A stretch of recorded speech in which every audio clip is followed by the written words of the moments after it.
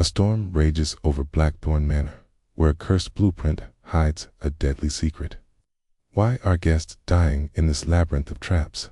Hercule Poirot steps into a web of lies where a brooding architect, a nervous heiress, and a cryptic groundskeeper guard their truths. What is the jeweled relic buried in the manor's heart? Who is pulling the strings of murder? As walls whisper and shadows strike, Poirot races to unravel a design so lethal, one wrong step could be his last. Will he outwit the mastermind before the manor claims its next victim? Chapter 1. The invitation to Blackthorn Manor. The rain fell in relentless sheets. Hercule Poirot's London apartment with a persistence that seemed almost personal. Inside, the air was warm, scented with the faint musk of old books and the sharper tang of polished mahogany. Poirot sat at his desk, his small, fastidious hands adjusting the angle of a silver letter opener with the precision of a surgeon. His mustache, impeccably waxed, gleamed under the soft glow of a Tiffany lamp.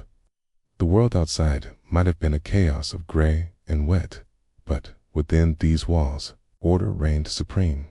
He was midway through sorting a pile of correspondence invitations. 2 soirees he had no intention of attending.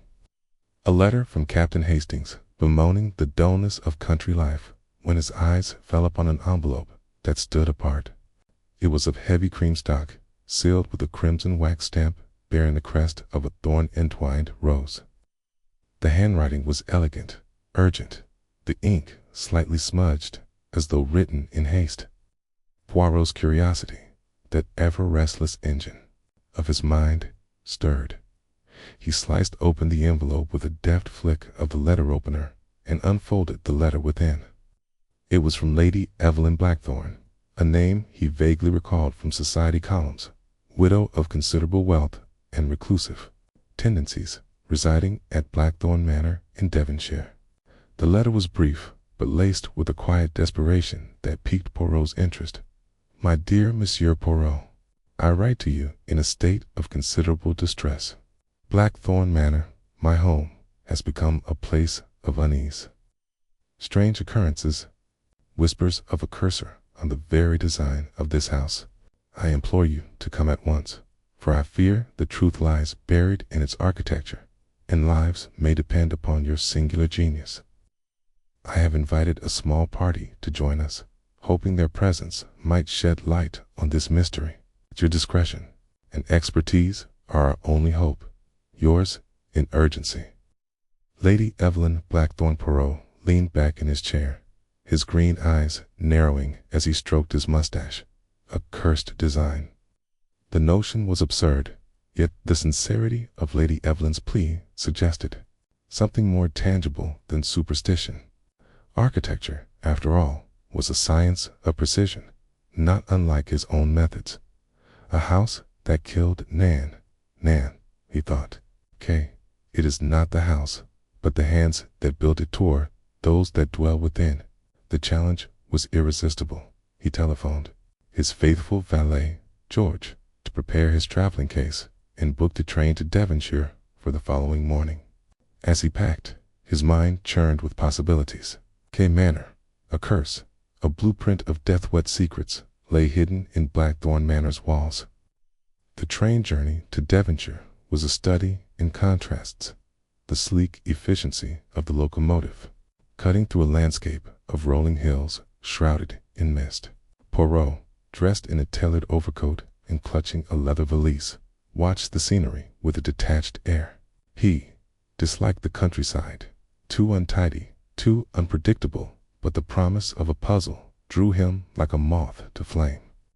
By late afternoon, the train deposited him at a small, windswept station where a chauffeur awaited, holding a sign with his name. The drive to Blackthorn Manor was silent, save for the crunch of gravel under the tires and the occasional call of a rook overhead. The chauffeur, a wiry man with a face like weathered oak, offered no conversation, which suited Poirot perfectly. He preferred to observe. The road wound through dense woods, the trees gnarled and ancient, their branches clawing at the sky. Last, the manor emerged from the fog of sprawling edifice of gray stone, its towers and gables cutting jagged silhouettes against the dusk. Ivy clung to its walls like a shroud, and the windows glowed with an amber light that seemed less welcoming than watchful. Poirot stepped out of the car, his polished shoes sinking slightly into the damp earth. The air carried the scent of wet moss and something sharper, like iron. The front door, massive and carved with thorny motifs, creaked open to reveal a butler, tall and gaunt, with eyes that seemed to see too much. "Monsieur Poirot," the butler said in a voice smooth as polished marble. "Lady Evelyn awaits you in the drawing room. I am Mortimer." Poirot nodded, noting the butler's impeccable posture in the faint tremor in his hands. Nervous, perhaps, or merely cold. He followed Mortimer through a cavernous hall, its walls lined with portraits of stern-faced blackthorns, their eyes seeming to track his every step. The manor was a labyrinth of opulence and decay. Crystal chandeliers hung above threadbare rugs, and the air was heavy with the must of age. The drawing room was a blaze of warmth, its fireplace crackling with logs that sent shadows dancing across velvet drapes. Lady Evelyn Blackthorne stood by the hearth, a woman of perhaps 50, her silver hair pinned in an elegant chignon. Her eyes, a piercing blue, held both resolve and fear. She wore a gown of deep emerald, its simplicity belying her wealth. "Monsieur Poirot," she said, extending a hand, "I cannot thank you enough for coming. This house—" She hesitated, glancing at the other guests. "It is no longer a home." Poirot bowed, kissing her hand with practiced gallantry. "Madame, it is my honor to assist. But first, permit me to understand the nature of this unease." Lady Evelyn gestured to the others in the room, a small but eclectic group. "Allow me to introduce my guests. They are here at my request, each with some connection to the manor's history." First was Sir Reginald Hawthorne, the architect who had designed Blackthorn Manor 2 decades prior. He was a man of imposing height, with a mane of white hair, and a face carved by years of ambition. His eyes, however, darted restlessly, as though searching for an escape. "Monsieur Poirot," he said, his voice a low rumble, "I hope you're not one for ghost stories. This nonsense about a curse is just that nonsense." Poirot smiled thinly. "I am a man of facts, Sir Reginald. But facts, they often hide behind the shadows of stories." Next was Clara Vane, the heiress to the Blackthorn estate, a young woman with delicate features and a nervous habit of twisting a pearl bracelet around her wrist. Her blonde hair was swept into a loose bun, and her eyes flickered with unease. I just want this to be over," she murmured, barely meeting Poirot's gaze. The third guest was Old Tom, the groundskeeper, a grizzled figure with hands like knotted roots. He stood apart, near the window, his weathered face half hidden in shadow. "I've seen things in this house," he said gruffly. "Things that ain't natural." The final guest was Mrs. Beatrice Langley, a local historian with a sharp tongue and sharper eyes. Her gray hair was pulled into a severe bun, and she clutched a notebook filled with scribbled notes. "The manor has secrets, Monsieur Poirot," she said. "I've been studying its history for years. There's a pattern to the deaths." Poirot's interest sharpened.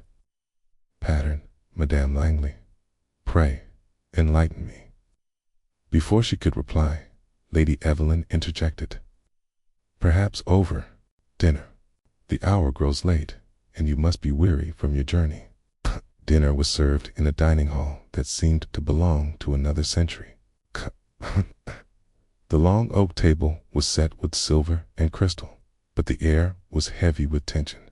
Poirot observed his companions closely, Sir Reginald's forced laughter, Clara's trembling hands, Old Tom's silent brooding, and Mrs. Langley's relentless note-taking.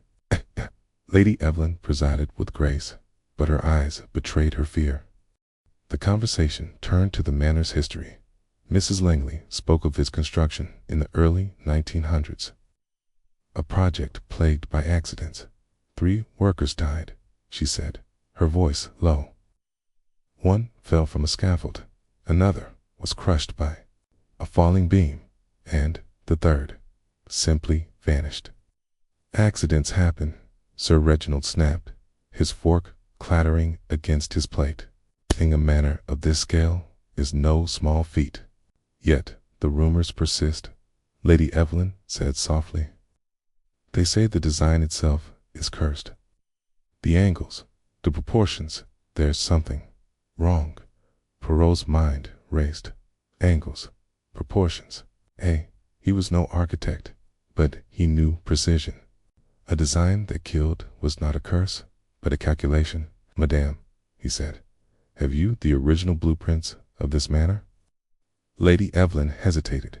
They are in the library, but they are complex. Sir Reginald might explain them better. The architect's face tightened.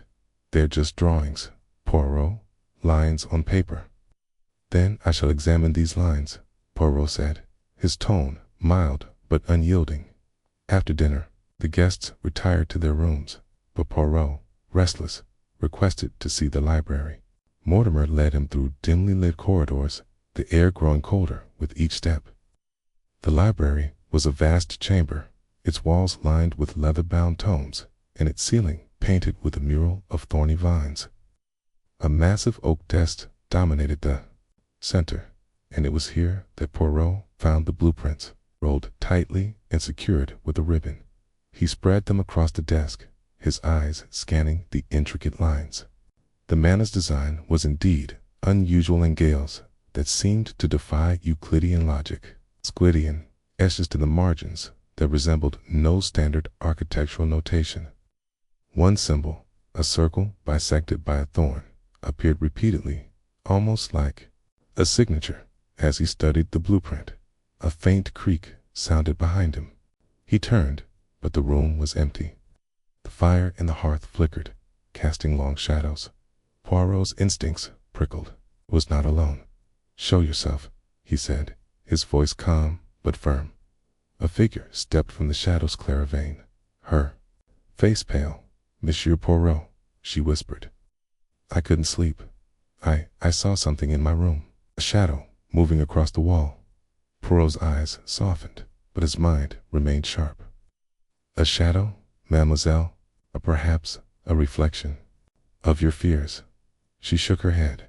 It was real. Then I found this. She held out a small, tarnished medallion, its surface engraved with the same thorn-bisected circle from the blueprint. Poirot took it, his fingers tracing the cold metal. Where did you find this? Under my pillow, she said, her voice trembling. I swear it wasn't there when I went to bed. Poirot's mind whirred. A medallion, a blueprint, a house that seemed to pulse with secrets. Return to your room, mademoiselle, he said gently. Lock the door. I shall ensure your safety. As Clara retreated, Poirot pocketed the medallion and rolled up the blueprint. The library was silent now, but the weight of the manor pressed against him. Key returned to his own room, a modest chamber with a 4-poster bed and a window overlooking the fog-shrouded grounds. Key locked the door, placed the blueprint and medallion in his valise, and sat by the window, his mind a whirl of hypotheses. The manor was no mere house. It was a puzzle, a labyrinth of intent. Someone or something had designed it with purpose, and Poirot was determined to uncover it. The chapter closed with him gazing into the night, the rain still falling, the manor looming like a silent conspirator. Tomorrow he would begin his investigation in earnest, but for now he had ensured the guest's safety and secured the first piece of the mystery. The game, as he so often called it, had begun. Chapter 2. The Architect's Enigma. The morning sun filtered through the heavy drapes of Blackthorn Manor, casting golden streaks across the oak-paneled library where Hercule Poirot sat, his gloved hands delicately holding the mysterious blueprint he had discovered the previous night. The paper was brittle, its edges yellowed, and the ink faded to a ghostly blue traced in intricate web of lines and symbols that seemed to pulse with secrets. Poirot's gray eyes, sharp as ever, scanned the document with the precision of a watchmaker, noting every curve and annotation. The manor, with its looming arches and shadowed corridors, had already begun to weave its spell around him, and this blueprint was its cryptic heart. He adjusted his pince-nez, his mustache twitching slightly as he murmured to himself, This is no ordinary design. There is intention here, a purpose most sinister. The symbols, strange, angular marks resembling runes, clustered around the manor's east wing, where the library stood. They were not mere decoration, as he had initially suspected, but a code, a silent language, whispering of danger. His fingers traced a particularly bold sigil, a spiral bisected by a jagged line, and his mind raced to connect it to the rumors of the manor's curse. 3 deaths in as many years, all unexplained, all tied to this sprawling estate. Lady Evelyn. Blackthorn's letter had been clear. Come quickly, Monsieur Poirot. The manor kills. A soft knock at the library door interrupted his thoughts. Enter, Poirot called, folding the blueprint and slipping it into his waistcoat pocket. The door creaked open, revealing Sir Reginald Hawthorne, the manor's architect. He was a tall man, nearing 60, with a gaunt face framed by silver hair and eyes that darted like those of a man pursued. His tailored suit, though impeccable, seemed to hang on him, as if he had shrunk beneath its weight. Monsieur Poirot, Sir Reginald said. His voice clipped with the faintest tremor. Lady Evelyn suggested I speak with you about the manor. I presume, or rose, his movements deliberate, and gestured to a leather armchair. Sir Reginald. Please, be seated. I have questions about your magnificent creation, this Blackthorn Manor. It is, how you say, a masterpiece of design. Yet, it harbors mysteries, does it not? Sir Reginald's lips tightened, and he sat with the reluctance of a man facing a tribunal. It's a house, Monsieur Poirot. Stone and mortar, nothing more. Tyrrell tilted his head, his eyes gleaming with polite skepticism. A house painter, but one with a reputation most dark. Tell me, Sir Reginald, these symbols in your blueprint spirals, lines, curious shapes, what purpose do they serve? Are they, as you English say, art for art's sake? The architect's fingers twitched, betraying his unease. Flourishes, nothing more. A whim from my younger days. I was inspired by ancient motifs, Celtic, Norse, that sort of thing. They add character. Character, Poirot repeated, his tone light but laced with irony. And yet, these flourishes appear with such precision, such repetition, almost as if they guide the eye or, perhaps, something else. He leaned forward, his voice dropping. Tell me, Sir Reginald, do you believe in the curse of Blackthorn Manor? Sir Reginald's laugh was sharp, like glass breaking. Superstition. The deaths were accidents tragic. Yes, but accidents. A fall, a fire, a heart attack. You're a man of reason, Poirot. Surely you don't entertain such nonsense. Poirot's smile was enigmatic. Reason, mon ami, is my compass, but I do not dismiss the shadows it cannot yet illuminate. Let us speak plainly. You designed this manor. You know its secrets. If there is danger within these walls, I must know its shape. Before Sir Reginald could respond, a scream tore through the manor, high and piercing, like a blade slicing the morning.com. Poirot was on his feet in an instant, his small frame moving with surprising agility. Sir Reginald followed, his face pale. As they hurried toward the source of the sound, the rose garden beyond the library's French doors. The garden was a riot of color, roses and crimson and ivory spilling over trellises, but the beauty was marred by the sight of a young woman crumpled on the gravel path.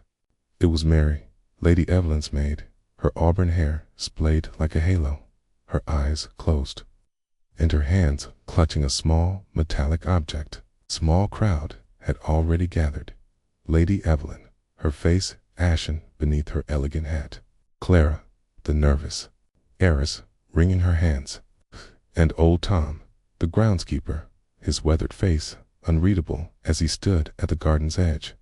Poirot knelt beside Mary, his fingers gently probing her wrist.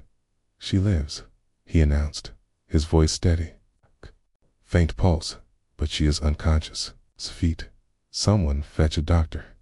Lady Evelyn nodded, her composure frank.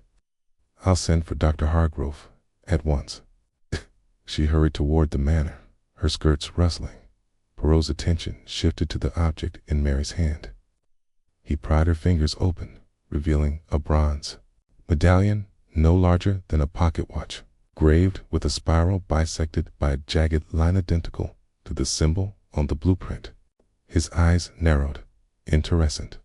"This is no coincidence." Clara, her voice trembling, stepped closer. "Is she? Will she be all right, Monsieur Poirot?" Poirot stood, brushing gravel from his knees. "We shall see, Mademoiselle Clara. But first, we must understand what has happened here. Needy, did anyone see Mary before she fell?" Old Tom cleared his throat, his voice rough as gravel. "I was trimming the hedges yonder, saw her walking, looking troubled. Then she just dropped. Didn't hear no one else." Poirot's gaze lingered on the groundskeeper, noting the calloused hands and the way his eyes avoided direct contact. "Mercy, old Tom, and you, Sir Reginald. Where were you before our conversation?" The architect stiffened. "In my room, reviewing sketches. I came straight to the library when Lady Evelyn summoned me." Poirot nodded, his expression unreadable. "Farewell. Let us ensure Mademoiselle Mary is moved to a safe place until the doctor arrives. Captain Hastings, mon ami, would you assist?"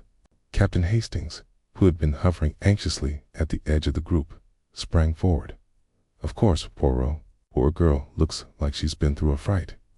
Together, they carefully lifted Mary and carried her to a chaise in the manor's drawing room, where a fire crackled, casting flickering shadows on the walls. Poirot examined the medallion more closely, turning it in the light. Its surface was worn as if it had been handled for decades, and the spiral seemed to draw the eye inward like a whirlpool. "C'est curieux," Poirot murmured. "This symbol, it is not merely decorative. It is a key, perhaps, or a warning." Hastings frowned. "A warning of what, Poirot? If you think someone attacked her." "Perhaps," Poirot said, his voice low. "Or perhaps the manor itself is the attacker. We must learn more about this medallion and its connection to the blueprint. Sir Reginald, I trust, has not told us the whole truth." As the doctor arrived and tended to Mary, Poirot gathered the guests in the dining hall for dinner, insisting on unity to calm their nerves. The room was grand, with a long mahogany table set with crystal and silver. But the atmosphere was heavy, the chandelier's light doing little to dispel the gloom. Lady Evelyn sat at the head, her hands clasped tightly, while Clara fidgeted with her napkin. Sir Reginald sipped his wine with forced nonchalance, and old Tom, invited at Poirot's insistence, sat stiffly, teased, weathered hands out of place among the fine china. Poirot, ever the observer, noted the glances exchanged, the subtle shifts in posture. "Mies, Amos," he began, raising his glass.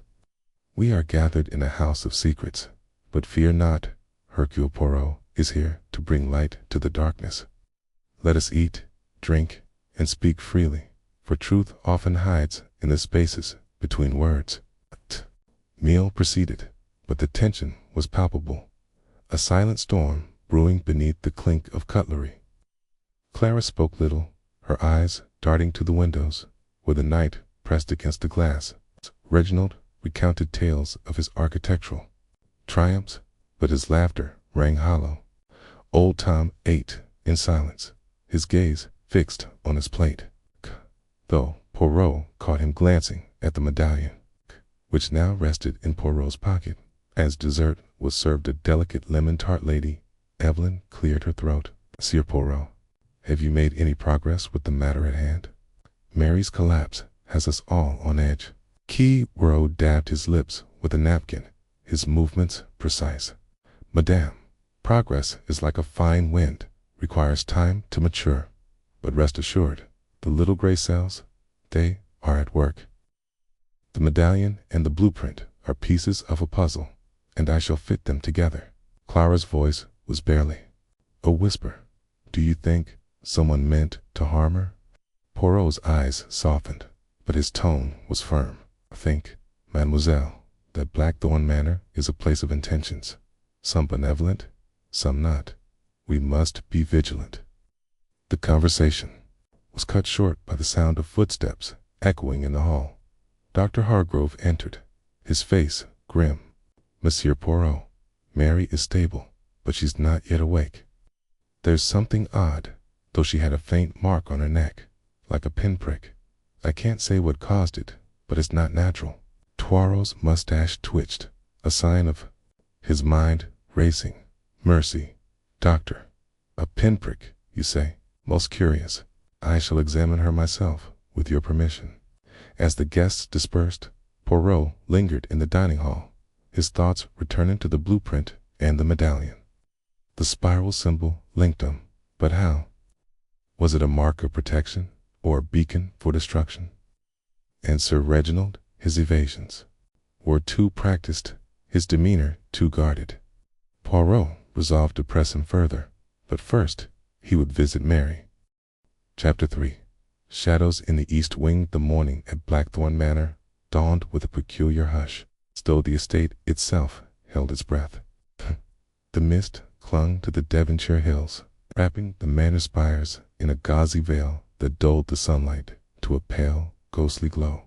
Hercule Poirot, ever fastidious, adjusted his cravat in the mirror of his guest room, his sharp gray eyes scanning the reflection, not for vanity, but for clarity of thought. The events of the previous night, the unsettling blueprint discovered in the library, its cryptic symbols hinting at a design both architectural and sinister, and set his mind alight with questions. The manor, he sensed, was no mere backdrop to a mystery. It was a player in it, its very walls complicit in secrets yet to be unveiled. He descended the grand staircase, his polished shoes clicking on the marble, each step a metronome to his racing thoughts. The dining room buzzed with the subdued chatter of Lady Evelyn Blackthorn's guests, their faces a gallery of unease.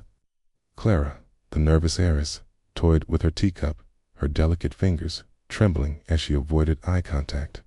Sir Reginald Hawthorne, the architect, sat rigidly, his jaw set as though bracing for an interrogation. The groundskeeper, old Tom, lingered at the edge of the room, his weathered hands clasped behind him, his eyes darting like a fox scenting danger.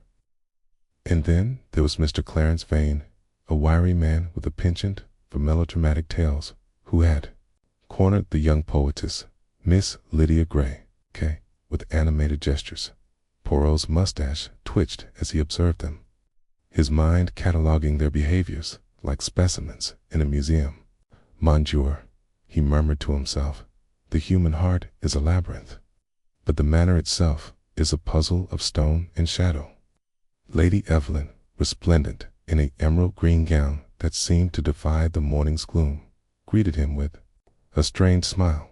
Monsieur Poirot, I trust you slept well. The manor can be unsettling at night. Sleep, madame, is a luxury for those without mysteries to unravel. Poirot replied, his tone light but his eyes piercing. I find the silence of Blackthorn Manor speaks louder than most. Her smile faltered, and she gestured to the breakfast table. Please, join us. We must keep our strength for the day ahead. Poirot took his seat, accepting a cup of tea from a maid whose hands shook as she poured. The conversation around the table was stilted, punctuated by the clink of silverware. and the occasional nervous laugh. Mr. Vane, however, seemed undeterred by the tension. His voice, a touch too loud, cut through the room. "I swear it, Miss Gray," he said, leaning toward the poetess. "Last night, as I wandered the east wing, I saw a figure cloaked, spectral, gliding through the shadows. It vanished before I could follow, but I tell you, this manor is haunted." Miss Gray, her auburn curls catching the light, raised an eyebrow. "Mr. Vane, your imagination is as vivid as my verse. Perhaps it was a trick of the moonlight." "Moonlight does not wear a cloak, my dear," Vane retorted, his eyes gleaming with a mix of fear and excitement. "I know what I saw." Poirot's interest sharpened.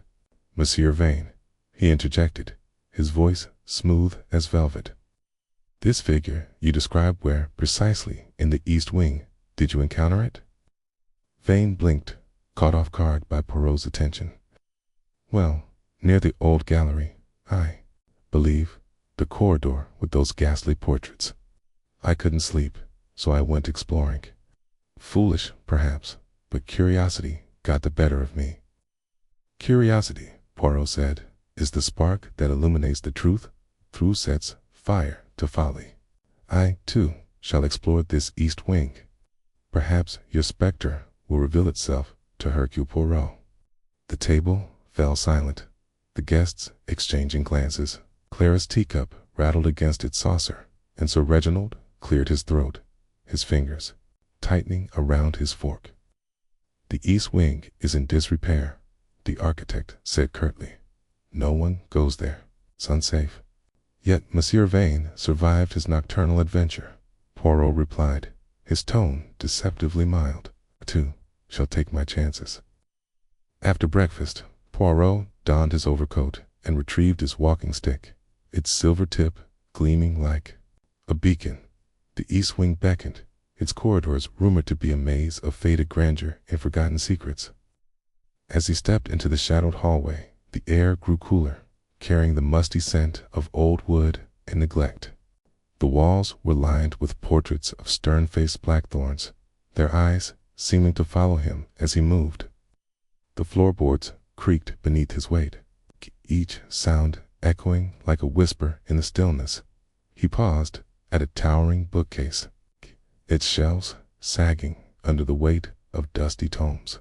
The blueprint from the library nagged at his mind, its odd angles and symbols suggested more than mere architecture. Could the manor hide passages, rooms, or mechanisms unknown even to its inhabitants? Poirot's fingers traced the edge of the Preux bookcase, seeking irregularities. His keen eyes caught a faint seam in the wood, barely visible in the dim light. With a gentle push, the bookcase groaned and swung inward, revealing a narrow passage cloaked in darkness. "A beam," Poirot murmured, his heart quickening. "The manor begins to share its secrets." He lit a small pocket lantern, its beam cutting through the gloom. The passage was cramped, its walls rough-hewn stone, damped with age. Cobwebs brushed his face, and he swatted them away with a grimace. The air was thick, carrying a faint metallic tinge that set his nerves on edge. After a few winding turns, the passage opened into a small, circular room, its floor covered in a layer of dust, undisturbed for decades. In the center stood a wooden table, strewn with photographs and yellowed documents. Poirot approached, his lantern casting long shadows. The photographs depicted Blackthorn Manor during its construction, workers toiling under a gray sky. One image caught his eye, a group of laborers, their faces grim, standing before a half-built wall. Among them was a man with sharp features and haunted eyes, his hand resting on a tool engraved with a familiar symbol, the same medallion found in the maid's hand the previous night. A note scrawled on the photograph's edge read, "J. Harrow, missing, 1898. Mon Dieu," Poirot whispered. "A worker who vanished, and a symbol that persists. What story do you tell, Monsieur Harrow?" He sifted through the documents, finding sketches of the manor's foundation, marked with cryptic annotations. One phrase stood out: the guardian watches. Poirot's mind raced. A guardian, literal or metaphorical? A person, a mechanism, or something else entirely? Before he could ponder further, a distant sound shattered his focus. A scream, sharp and piercing, followed by a deafening crash from the direction of the dining hall. Poirot hurried back through the passage, emerging into the corridor with his heart pounding. He navigated the labyrinthine east wing, his steps quick but measured, until he reached the grand dining hall. The sight before him was chaos. A massive crystal chandelier lay shattered on the floor, shards glinting like ice in the sunlight streaming through the tall windows. The guests stood frozen, their faces pale. Clara, the heiress, was slumped in a chair, her hand pressed to her chest, her eyes wide with terror. Monsieur Poirot. Lady Evelyn cried, rushing to his side. It fell without warning. Clara was standing beneath it. Moments ago, she could have been killed. Poirot's gaze swept the room, taking in the twisted metal frame of the chandelier and the splintered wood of the table beneath it. "Calm, madame," he said, raising a hand. "Is anyone harmed?" Clara whispered, her voice trembling. I stepped away to fetch my shawl. If I hadn't." Poirot knelt beside the wreckage, his eyes narrowing. The chandelier's chain was severed, the cut clean and deliberate. "This was no accident," he said softly, more to himself than to the others. "Someone intended harm." The guests erupted in murmurs, their voices a mix of fear and accusation. Sir Reginald stepped forward, his face flushed. "This is madness. The manor is old. Poirot, things break. You can't assume sabotage." "I assume nothing, Sir Reginald," Poirot replied, standing. "Observe. Hey, and what I observe is a chain cut with precision, not frayed by time.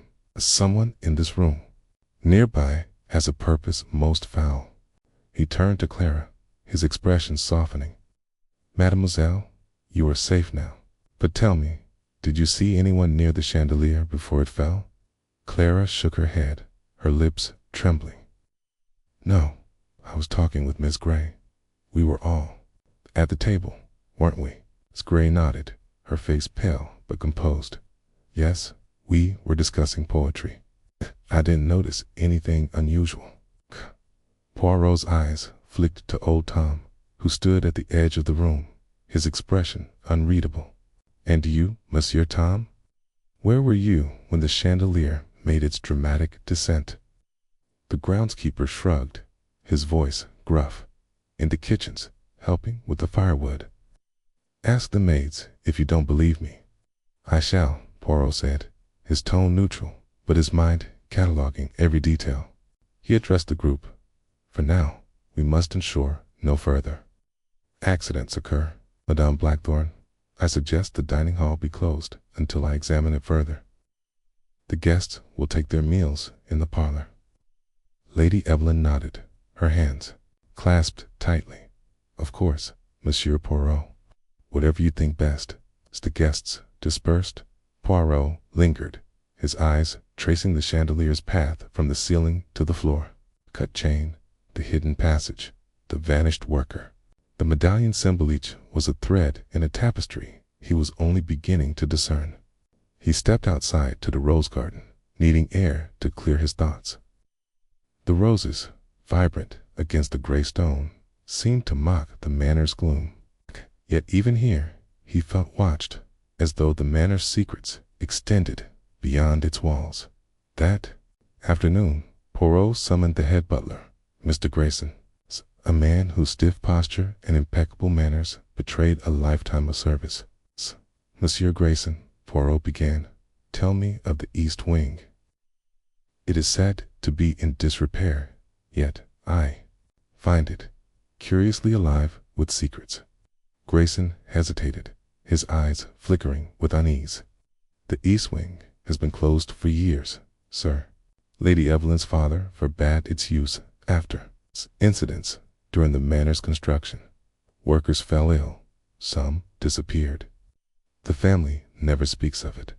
Disappeared. Poirot's voice was sharp.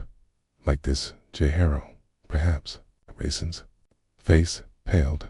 You've been in the East Wing, then? J. Harrow was a mason, sir. A good man, they say, but he vanished one night. Some said he stole from the estate and fled. Others whispered of darker things.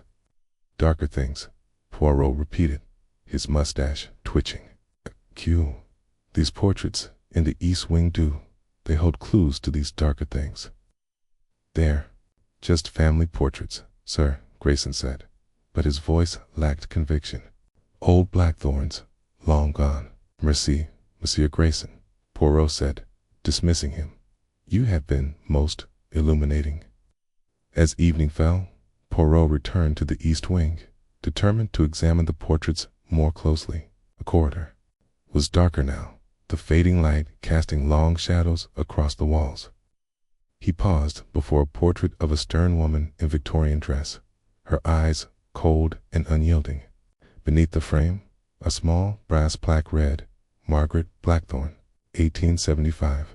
Something about her gaze unsettled him, as though she guarded the truth he had yet to uncover.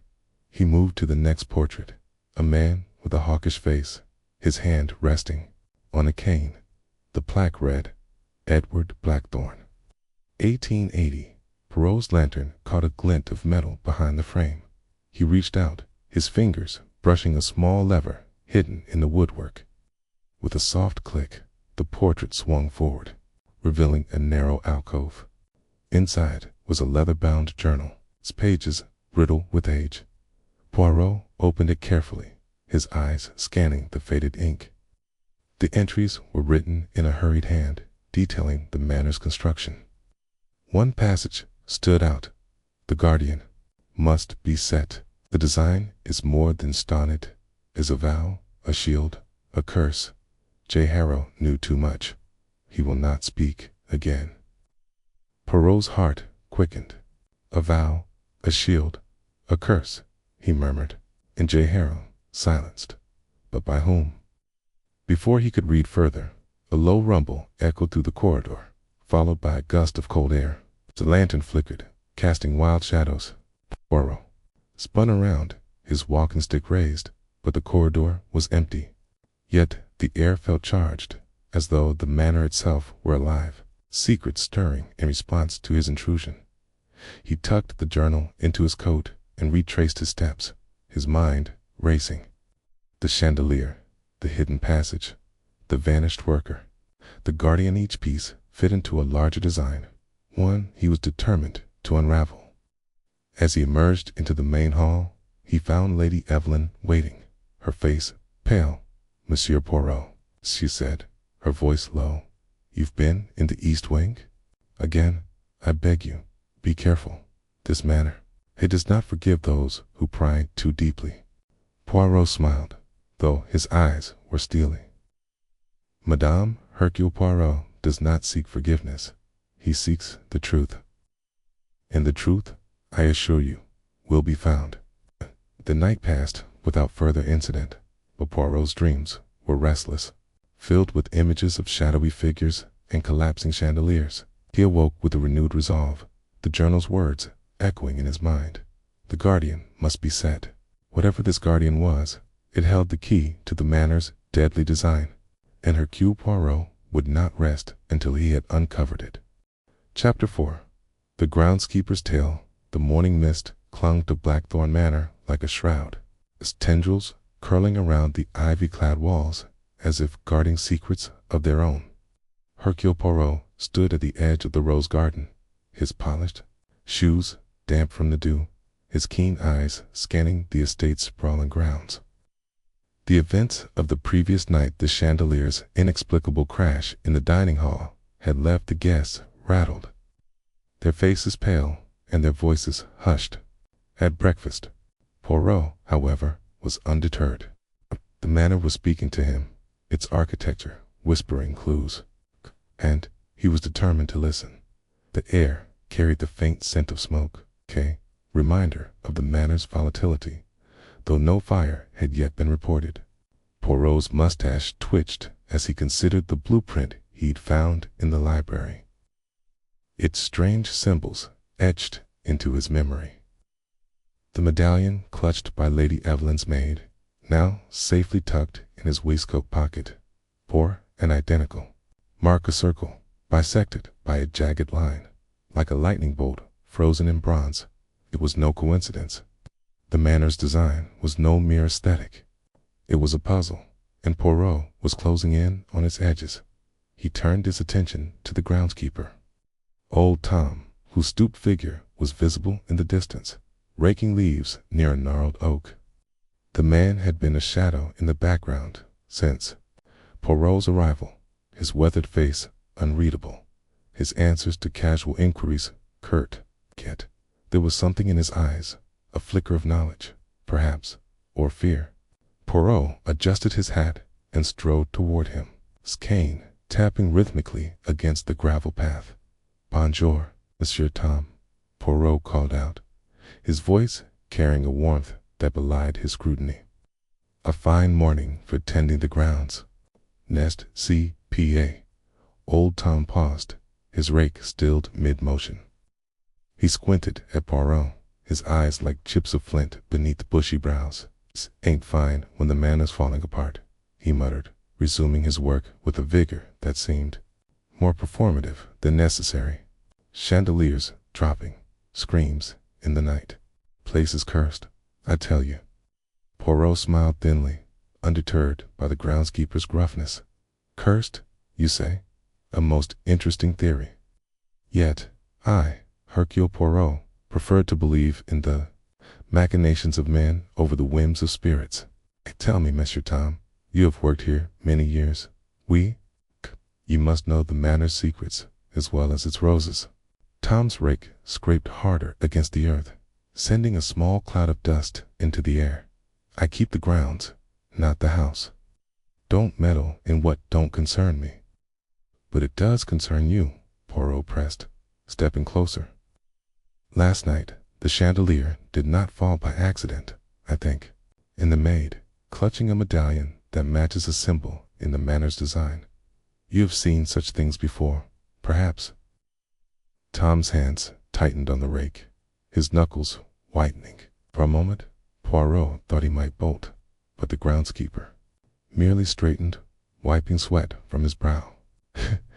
"You're a clever one, ain't you? Always poking about. Fine, I'll tell you what I know, but it ain't much, and it ain't pretty." Poirot gestured to a nearby stone bench, its surface worn smooth by time. "Let us sit, Monsieur Tom, and you shall tell me your tale. I am, as you say, a clever one, but I am also a patient listener." Reluctantly, Tom shuffled to the bench, his movements stiff, as if every step pained him. Poirot sat beside him, his posture impeccable, his eyes never leaving the groundskeeper's face. The manor loomed behind them, its windows glinting like watchful eyes in the morning light. It was 30 years back, as Tom began, his voice low, almost swallowed by the rustle of leaves, "when they built this place. I was a lad then, barely 20, helping with the digging. The master builder, old man Blackthorn Lady Evelyn's granddad, he was obsessed with the manor. Wanted it perfect, down to the last brick. But there was trouble from the start.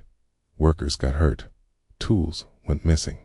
And then there was the feud." Poirot's eyebrows lifted slightly.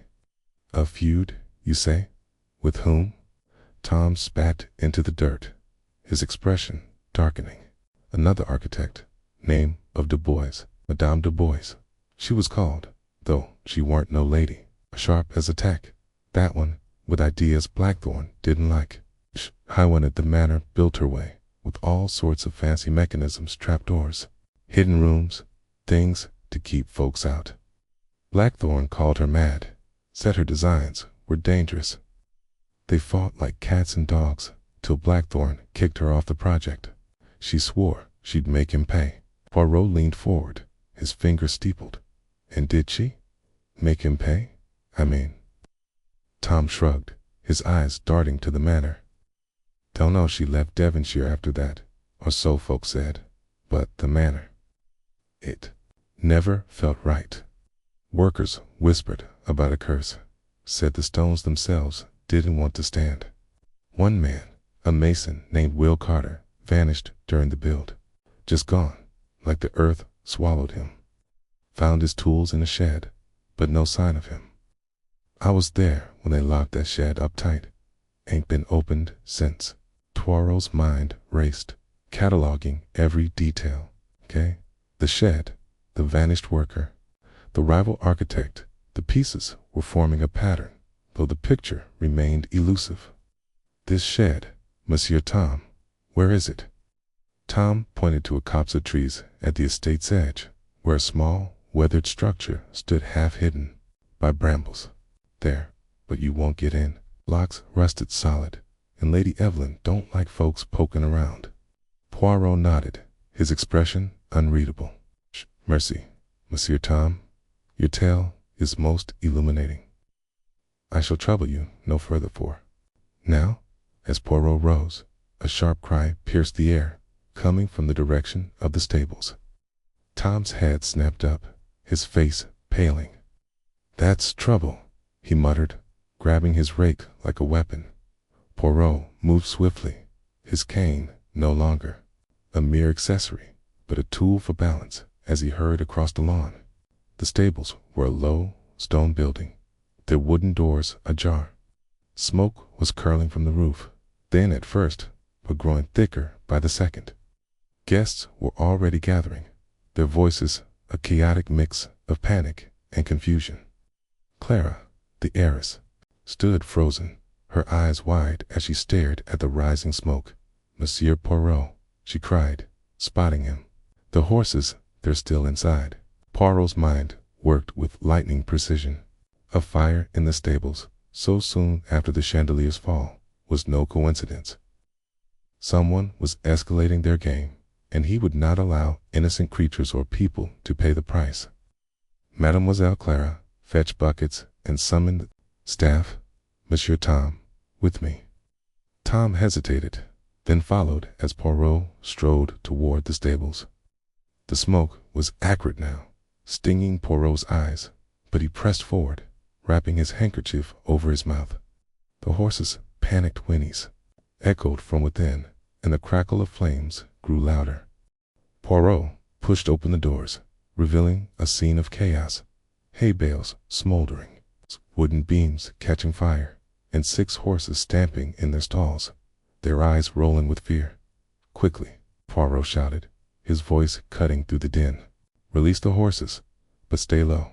Calm, surprisingly agile for his age, darted to the nearest stall, fumbling with the latch. Poirot joined him, his nimble fingers working the bolts on another.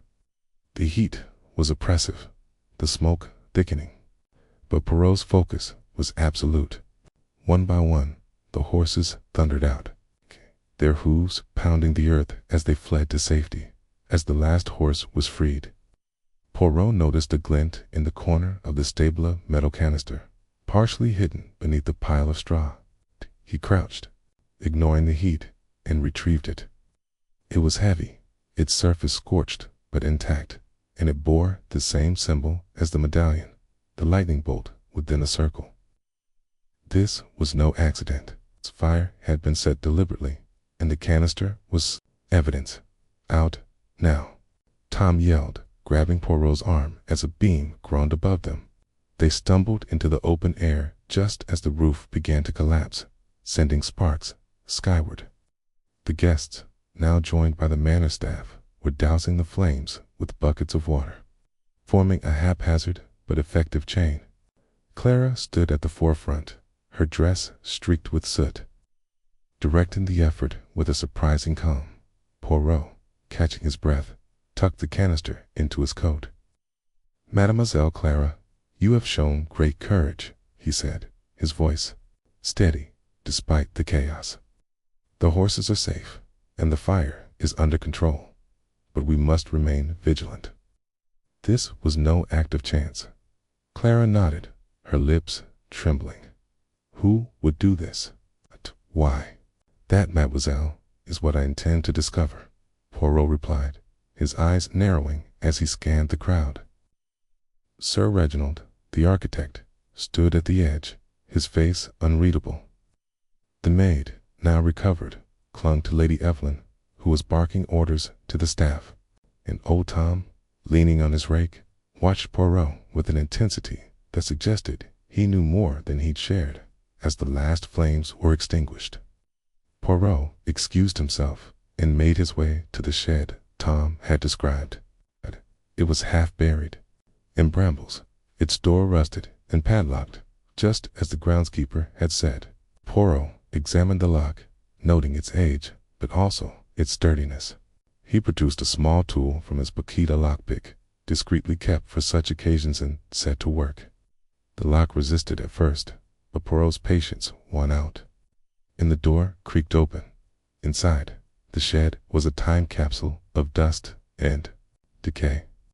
Tools lined the walls, their handles worn but intact, and each bore the lightning bolt symbol etched into the wood or metal. Poirot's heart quickened. This was no ordinary shed. It was a repository of the manor's secrets, he found. A ledger, its pages brittle, listing workers from the manor's construction. One name stood out: Will Carter, the vanished mason, marked with a single word: gone. Poirot closed the ledger, his mind racing. The feud between Blackthorn and Madame Dubois, the vanished worker, the symbols tying the medallion to the blueprint. And now these tools, it was all connected. The fire in the stables was a distraction, meant to keep him from this discovery. Someone wanted the manor's secrets to stay buried, and they were willing to kill to ensure it. As dusk fell, Poirot returned to the manor, the canister and ledger hidden under his coat. The guests were gathered in the drawing room, their faces drawn, their voices subdued. Lady Evelyn approached him, her eyes searching. Monsieur Poirot, you've been busy. Have you found anything? Poirot smiled, his expression enigmatic. I have found, Lady Evelyn, that Blackthorn Manor is a house of many layers.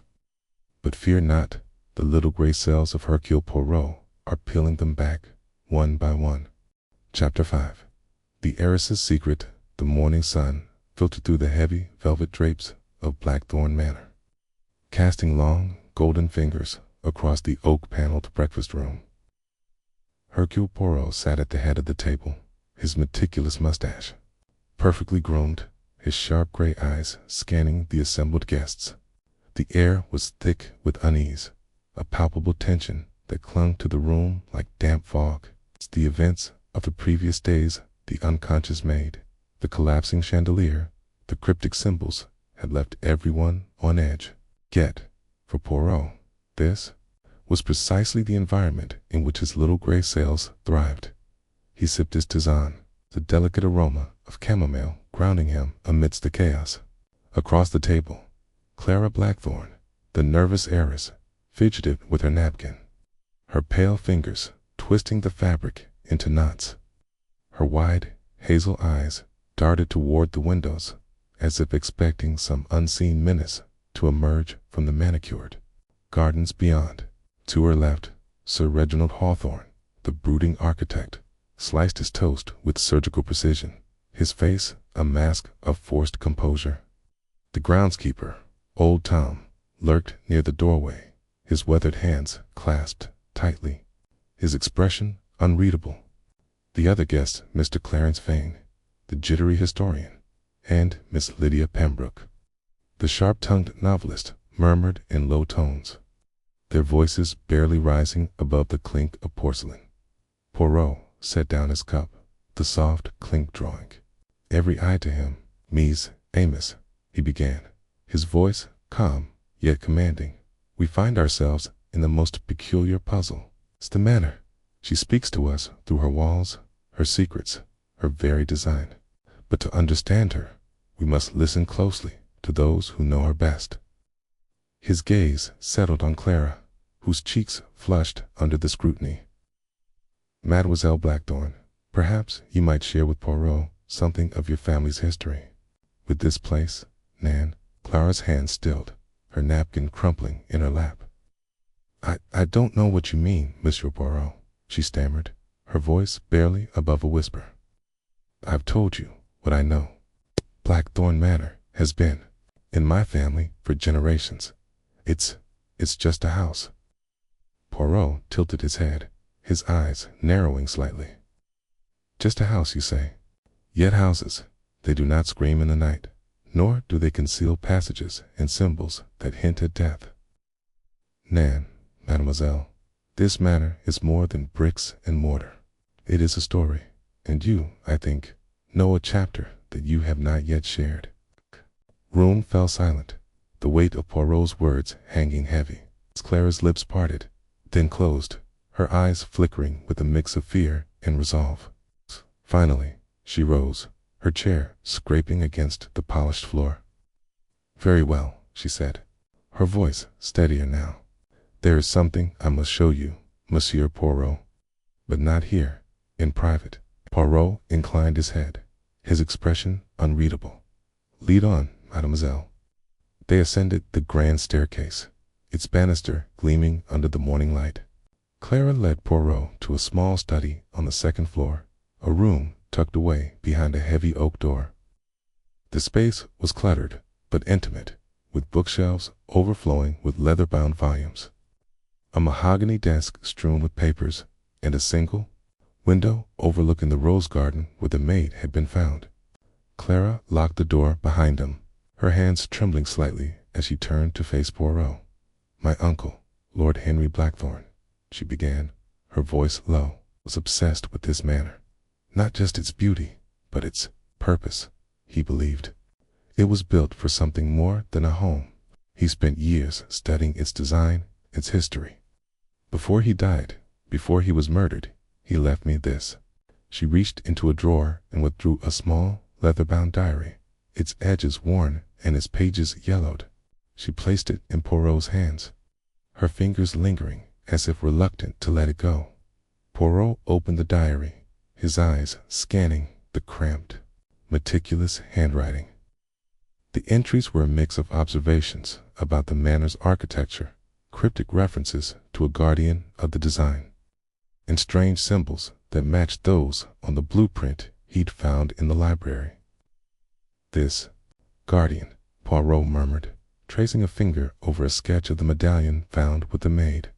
Your uncle believed it was a person, or perhaps a mechanism. Clara shook her head, her auburn curls catching the light. I don't know. He never explained it fully. But he was afraid, Monsieur Poirot. He said the manor's secrets were dangerous, that they could kill. I thought he was mad, but after everything that's happened, her voice broke and she turned away, her shoulders trembling. Poirot closed the diary, his mind racing. Mademoiselle, why did you not share this sooner? I was scared, she admitted, turning back to him. Uncle Henry's death was ruled an accident, but I never believed it. He fell from the east wing balcony, but he was meticulous, careful, okay? And now, with the maid, the chandelier. I think someone is trying to keep the manor's secrets buried, by any means necessary. Poirot nodded, his expression softening. Fear, it is a powerful silencer, but you have done well to trust Poirot. This diary, it is a key. We must decipher its code, but carefully, for the one who guards these secrets is watching. The day passed in a blur of investigation.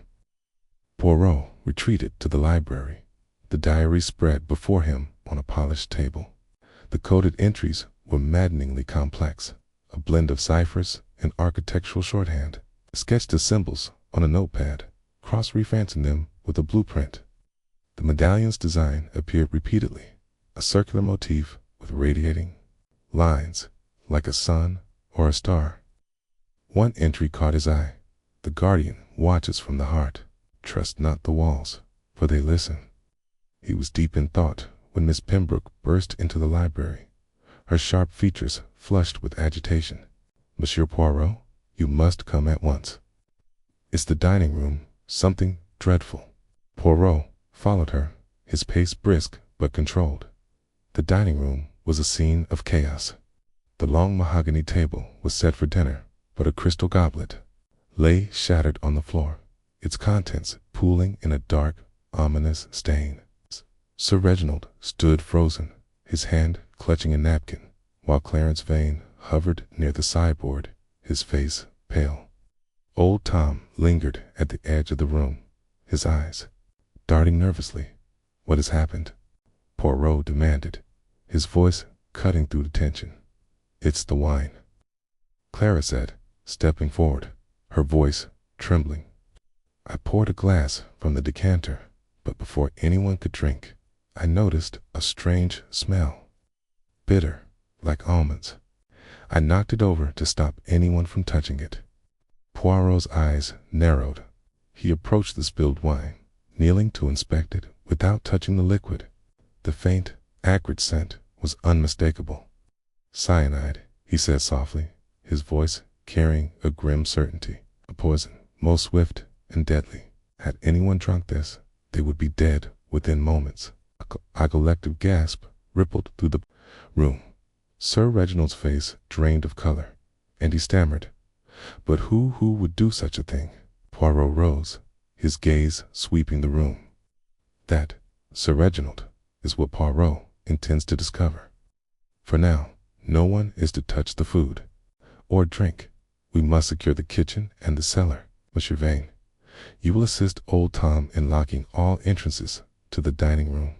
Mademoiselle Pembroke, inform the staff to prepare nothing until I have inspected it myself. Mademoiselle Blackthorne, you will remain with me." The guests scattered to their tasks, their movements jerky with fear. Poirot turned to Clara, his voice low. "This diary of your Uncle Sid is more dangerous than I thought. We must work quickly to unravel its secrets before the Guardian strikes again." The afternoon was spent in the kitchen, where Poirot meticulously examined every bottle, jar, and ingredient. The cook, a stout woman named Mrs. Harrell, was indignant at the suggestion of tampering, but Poirot's charm and insistence won her cooperation. No trace of poison was found, suggesting the cyanide had been added to the decanter just before dinner. A deliberate act, Poirot mused, by someone who knows the manor's routines. Returning to the library, Poirot and Clara resumed their work on the diary. The heiress proved surprisingly adept at deciphering her uncle's shorthand, her fear giving way to determination. Together, they uncovered a passage that hinted at a hidden chamber beneath the chapel, where the heart of the manor lies. The Guardian waits. Seek the stone that does not belong. The chapel, Clara whispered, her eyes wide. It's in the west wing, rarely used now. Uncle Henry spent hours there, sketching the floor tiles. Poirot's mustache twitched, a sign of his growing excitement. "Then that is where we must go, mademoiselle. But we must be cautious. The Guardian, whoever or whatever it is, will not welcome our intrusion." The chapel was a small, vaulted space, stained glass windows casting kaleidoscopic patterns across the stone floor. Smokes danced in the air, and the faint scent of mildew hung heavy. Poirot moved methodically, tapping each tile with his cane, listening for a hollow sound. Clara followed, clutching the diary, her breath shallow. "Here," Poirot said at last, pausing over a tile slightly paler than its neighbors. He pressed it gently, and a low, grinding sound echoed through the chapel. A section of the floor slid aside, revealing a narrow staircase descending into darkness. Clara gasped, but Poirot raised a hand. "Courage, mademoiselle. Poirot will go." First, the staircase led to a cramped chamber, its walls lined with architectural sketches and faded documents. In the center stood a wooden table, upon which rested a single sheet of parchmenteau list of names, some crossed out, others circled. Poirot recognized several as workers from the manor's construction, including the one who had vanished decades ago. "Victims," he murmured, "or perhaps guardians." Before he could examine further, a low rumble shook the chamber. Dust fell from the ceiling, and the staircase began to close. Clara cried out, but Poirot seized her arm, pulling her toward a narrow alcove. They pressed themselves against the wall as the stone slab sealed them in. The air growing thick and heavy, Monsieur Poirot muttered, his usual composure fraying. "The manor. She does not wish us to leave." Clara's voice trembled. "What do we do, Monsieur Poirot?" Poirot's eyes gleamed in the dim light. "We think, mademoiselle, it's the little gray cells. They are never trapped. There is always a way." For what felt like hours, they searched the chamber for an exit. Poirot's keen eyes spotted a faint seam in the wall, barely visible in the flickering light of Clara's match. He pressed it, and with a groan, a panel slid aside, revealing a tunnel that sloped upward. They emerged in the rose garden, coughing, and covered in dust. Just as the sun dipped below the horizon, Clara collapsed onto the grass, her breath ragged. "We're alive," she whispered. "Thanks to you." Poirot adjusted his hat, his composure restored. "Not yet, mademoiselle. The guardian has tried to silence us, but Poirot is not so easily defeated. We must return to the manor and ensure the safety of the others." Back in the main hall, Poirot gathered the guests, his expression grim. "Mies Amos, we have been attacked," he announced, holding up the list of names from the chamber. "This manor hides a deadly secret, and someone among us or something within these walls will stop at nothing to protect it. From this moment, no one is to be alone. We will watch and we will wait until Poirot uncovers the truth." The guests nodded, their faces pale, their eyes darting to the shadows. Clara clutched the diary tightly, her resolve hardened. Poirot met her gaze, a silent pact forming between them. The heiress's secret had led them into the heart of the manor's mystery. But the guardian was still out there, watching, waiting. As the clock struck midnight, Poirot retired to his room, the diary tucked safely in his coat. He knew the night would bring new dangers, but he was ready. The little gray cells were at work, and the truth, he was certain, was within his grasp. Chapter 6. The Hidden Chamber. The air in Blackthorn Manor grew heavier with each passing day. It's as if the walls themselves exhaled secrets too long confined. Hercule Poirot, his mustache impeccably trimmed despite the mounting tension, stood in the manor's cavernous library, his gray eyes scanning the coded diary of Clara's late uncle. The leather-bound volume, its pages yellowed and edges frayed, lay open on a mahogany table, its cryptic entries taunting him. The morning light filtered through tall, arched windows, casting geometric shadows across the room. But it did little to dispel the chill that clung to the manor's bones. Poirot's fingers traced a line. In the diary, the guardian of the design sleeps beneath the altar, where shadows hold the truth. The words were maddeningly vague, yet they pulsed with purpose. He had already deciphered enough to know the manor hid something tangible, secret, tied to its very architecture. The blueprint he found in Chapter 1, with its strange symbols, had hinted at hidden spaces. And now this diary pointed to a chamber, perhaps the key to the mysterious deaths plaguing Blackthorn Manor. Monsieur Poirot murmured, closing the diary with a soft thud. The manor, it is not merely a house. It is a puzzle, a machine, designed to conceal and to protect. But what, and from whom? He tucked the diary into his coat pocket and adjusted his lapel, his mind racing. The manor's guest, Sir Reginald, Clara, Mr. Vane. And the cryptic old Tom had been shaken by the near disasters of the past days. The chandelier's collapse, the fire in the stables, the poisoned wine. Each incident had been thwarted thanks to Poirot's vigilance, but the pattern was clear. Someone or something was orchestrating chaos, and the diary's clues suggested the answer lay beneath the manor's chapel. Poirot stepped into the hallway, his polished shoes clicking on the polished marble floor. The manor's grandeur was undeniable: ornate cornices, gilded mirrors, tapestries depicting pastoral scenes, but it felt like a stage, every corner hiding a trapdoor. He made his way toward the chapel, a small Gothic structure attached to the manor's west wing. Stained glass windows depicting saints and martyrs glowed faintly in the morning sun, their colors muted by years of neglect. Inside, the chapel was silent, save for the faint creak of pews settling under their own weight.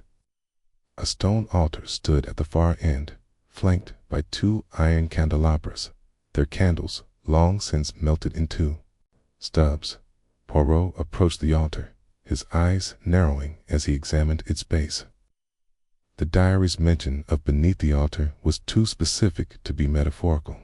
He knelt, his knees protesting slightly, and ran his fingers along the stone's edge, searching for irregularities. A faint seam, barely visible, caught his attention. He pressed it, and, with a low groan, a section of the altar's base shifted, revealing a narrow staircase descending into darkness. The air that wafted up was damp and stale, carrying the scent of earth and time. Poirot straightened, his heart quickening. The guardian of the design, he whispered. It is here. He retrieved a small flashlight from his paquita, modern contrivance he carried, despite his preference for traditional methods, descended the stairs. The passage was tight, its walls rough-hewn stone, and the air grew colder with each step. At the bottom, he found himself in a small, circular chamber, its walls lined with shelves of dusty ledgers and architectural sketches. A single table stood in the center, holding a wooden box engraved with the same medallion symbol he'd seen in the rose garden and on the blueprint.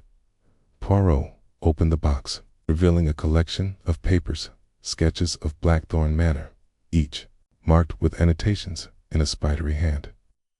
One sketch showed a network of hidden passages, their paths weaving through the manor like veins. Another listed names, some crossed out, with dates stretching back decades. Poirot's breath caught as he recognized one name, Jonathan Harrow. 1895, the worker who had vanished during the manor's construction. Mentioned in the photographs from Chapter 3. These are not mere plans, Poirot said aloud, his voice echoing in the chamber. They are a record of sacrifice. Before he could examine further, the ground shuddered, a low rumble that sent dust cascading from the ceiling.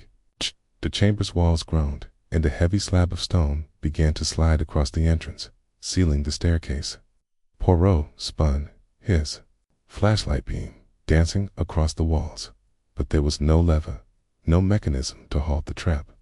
The air grew thick, and for a moment, even the great Hercule Poirot felt the sting of panic above.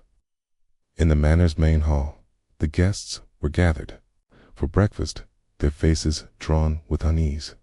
Lady Evelyn, her auburn hair pinned tightly, sipped her tea with a trembling hand. "Where's Monsieur Poirot?" she asked, her voice sharp. "He promised to join us this morning." Clara, the heiress, fidgeted with her napkin. He was in the library last night, studying that diary. "Perhaps he's still there." Sir Reginald, the architect, scoffed, his mustache twitching.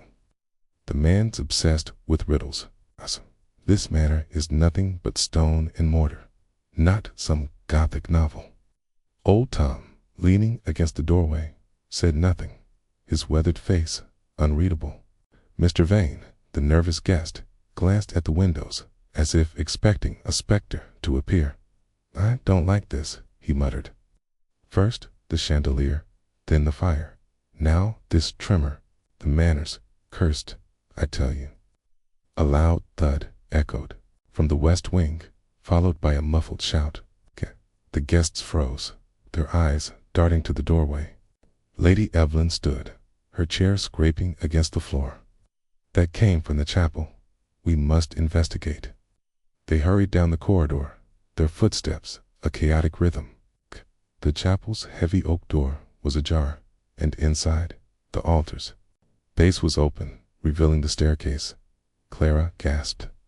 "He's down there." Before anyone could act, a figure burst into the chapel. Captain Arthur Hastings, Poirot's old friend, his face flushed from travel. His tweed suit was rumpled, and his hat sat askew, but his eyes burned with determination. "Where's Poirot?" he demanded, catching his breath. "Got his telegram last night. Said he needed me urgently." "He's in there." Clara pointed to the staircase, now partially blocked by the stone slab. Dust billowed from the opening, and a faint Cripero's voice echoed up. Hastings didn't hesitate. He grabbed a candelabra from the altar and wedged it into the gap, straining against the stone's weight. "Help me," he barked. So Reginald and old Tom joined him, their combined strength slowing the slab's descent. Clara and Lady Evelyn rushed to the manor's tool shed, returning with a crowbar and rope. "Poirot!" Hastings shouted down the staircase. "Hold on, old chap." From below, Poirot's voice was calm but strained. "Hastings, mon ami, your timing is, as always, impeccable. There's a lever, I think, on the left wall. Find it." Hastings scrambled into the passage, his flashlight beam cutting through the dust. The walls were slick with moisture, and the air was suffocating. Hay found a rusted lever embedded in the stone and yanked it with all his might. A grinding noise filled the chamber, and the slab shuddered to a halt, leaving just enough space for Poirot to climb out. Poirot emerged, his suit dusted with grime, but his composure intact. He clutched the wooden box, his eyes gleaming with triumph. "Messy Hastings," he said, brushing off his coat. "And to you all. The manor, it seems, does not wish to share its secrets easily." Back in the main hall, the guests gathered around as Poirot opened the box, revealing its contents to their astonished eyes. The sketches and lists painted a grim picture. Blackthorn Manor was not just a home, but a fortress, designed to protect something valuable and to eliminate those who sought it. The crossed-out names suggested a history of violence, each death tied to the manor's construction or its secrets. Lady Evelyn's face paled. "This is monstrous. My family built this place, but I never knew." Clara clutched the diary, her voice trembling. "My uncle knew. That's why he left his code. I was trying to warn us." Reginald shifted uncomfortably, his earlier bravado gone. "I designed the manor, yes, but I swear I knew nothing of this chamber or these deaths." Old Tom remained silent, his eyes fixed on the floor.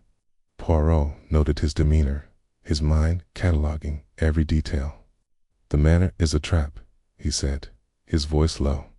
"But traps, they require a trapper. Someone who knows the design, who understands its purpose." Guests exchanged uneasy glances, the weight of suspicion settling over them. Hastings, ever loyal, clapped a hand on Poirot's shoulder. "What's our next move, Poirot?" Poirot's eyes narrowed, his mind already turning to the next clue. "We return to the manor's history. Hastings, the rival architect, Madame Dubois, mentioned in the groundskeeper's tales. She may hold the key, but for now, we ensure the safety of all. The manor, it watches us, and we must be vigilant." As night fell, Poirot and Hastings stood watch, the sketches spread before them. The chamber's discovery had confirmed Poirot's suspicions. Blackthorn Manor was a machine of death, its secrets guarded by mechanisms both ancient and deadly. But the question remained, who was the mastermind pulling the levers? What was the guardian of the design? Tamed, the manor creaked around them, its shadows deepening. Poirot prepared for the next stage of his investigation, determined to outwit the deadly design before it claimed another victim. Chapter 7. The rivals returned. The morning mist clung to the rolling hills of Devonshire, shrouding Blackthorn Manor in a veil of silver. Hercule Poirot stood at the edge of the manor's gravel drive, his gloved hands clasped behind his back, his sharp eyes scanning the horizon. The air was damp, carrying the faint scent of wet earth and roses from the garden. But Poirot's mind was far from the pastoral beauty. The events of the past days, the hidden passages, the cryptic medallion, the near-fatal chandelier had woven a tapestry of danger that demanded his full attention.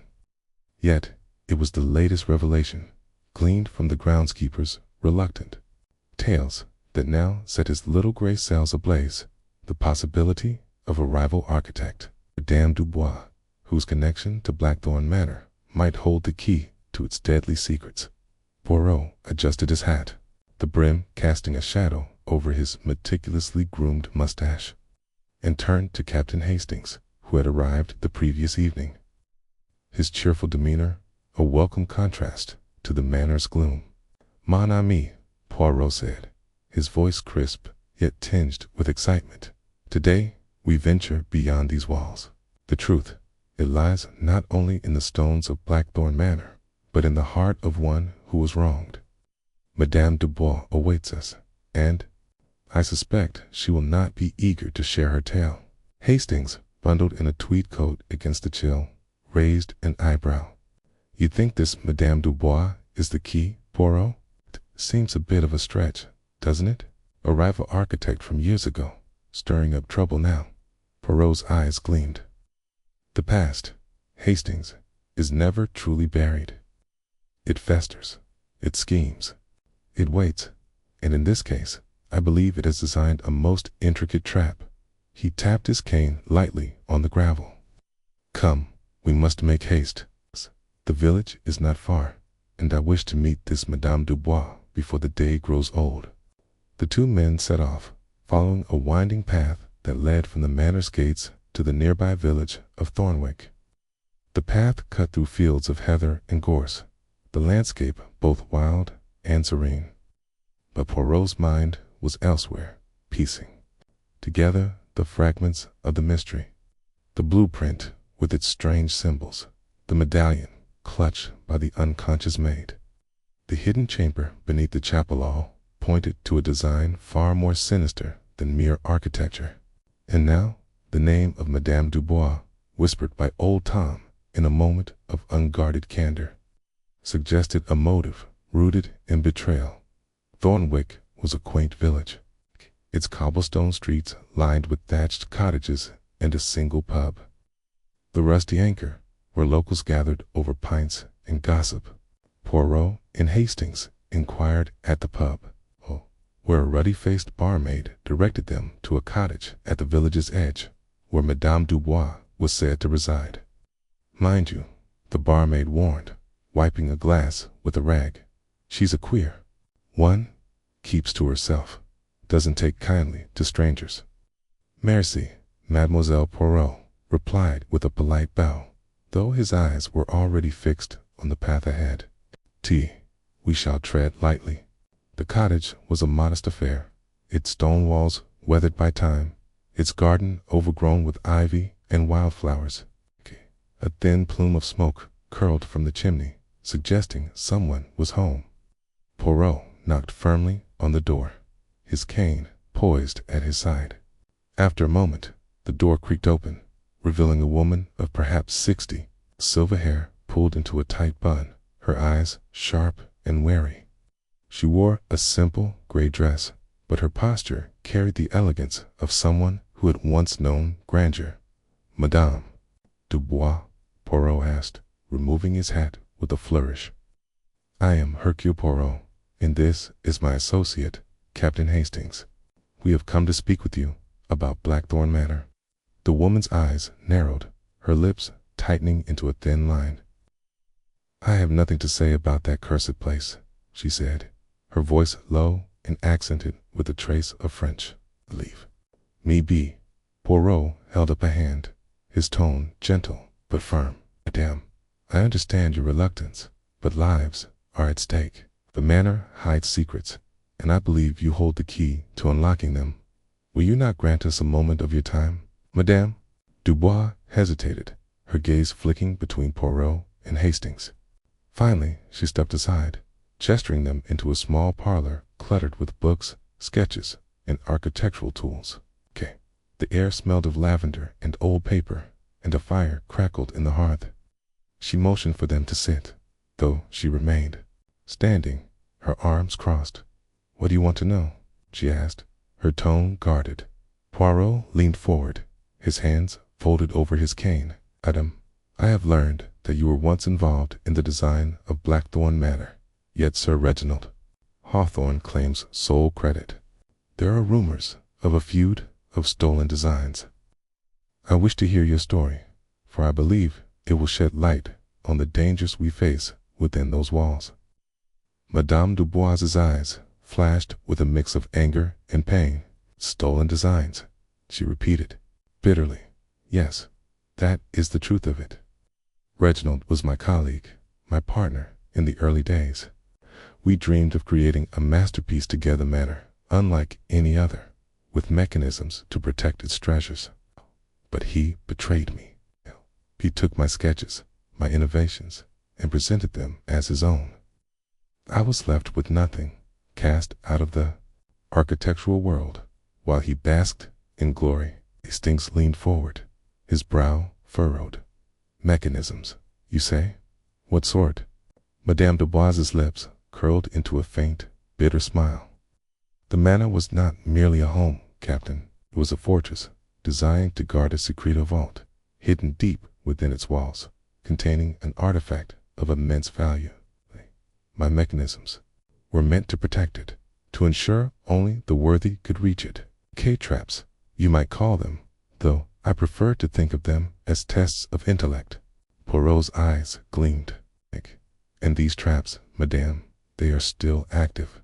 She nodded slowly. "If Reginald built the manor as we planned, then yes. The blueprint you found it contains the key to navigating them. But beware, Monsieur Poirot. The mechanisms are not mere puzzles. They are lethal, designed to kill those who seek the vault without understanding its secrets." Poirot's mind raced, the pieces of the puzzle shifting into place.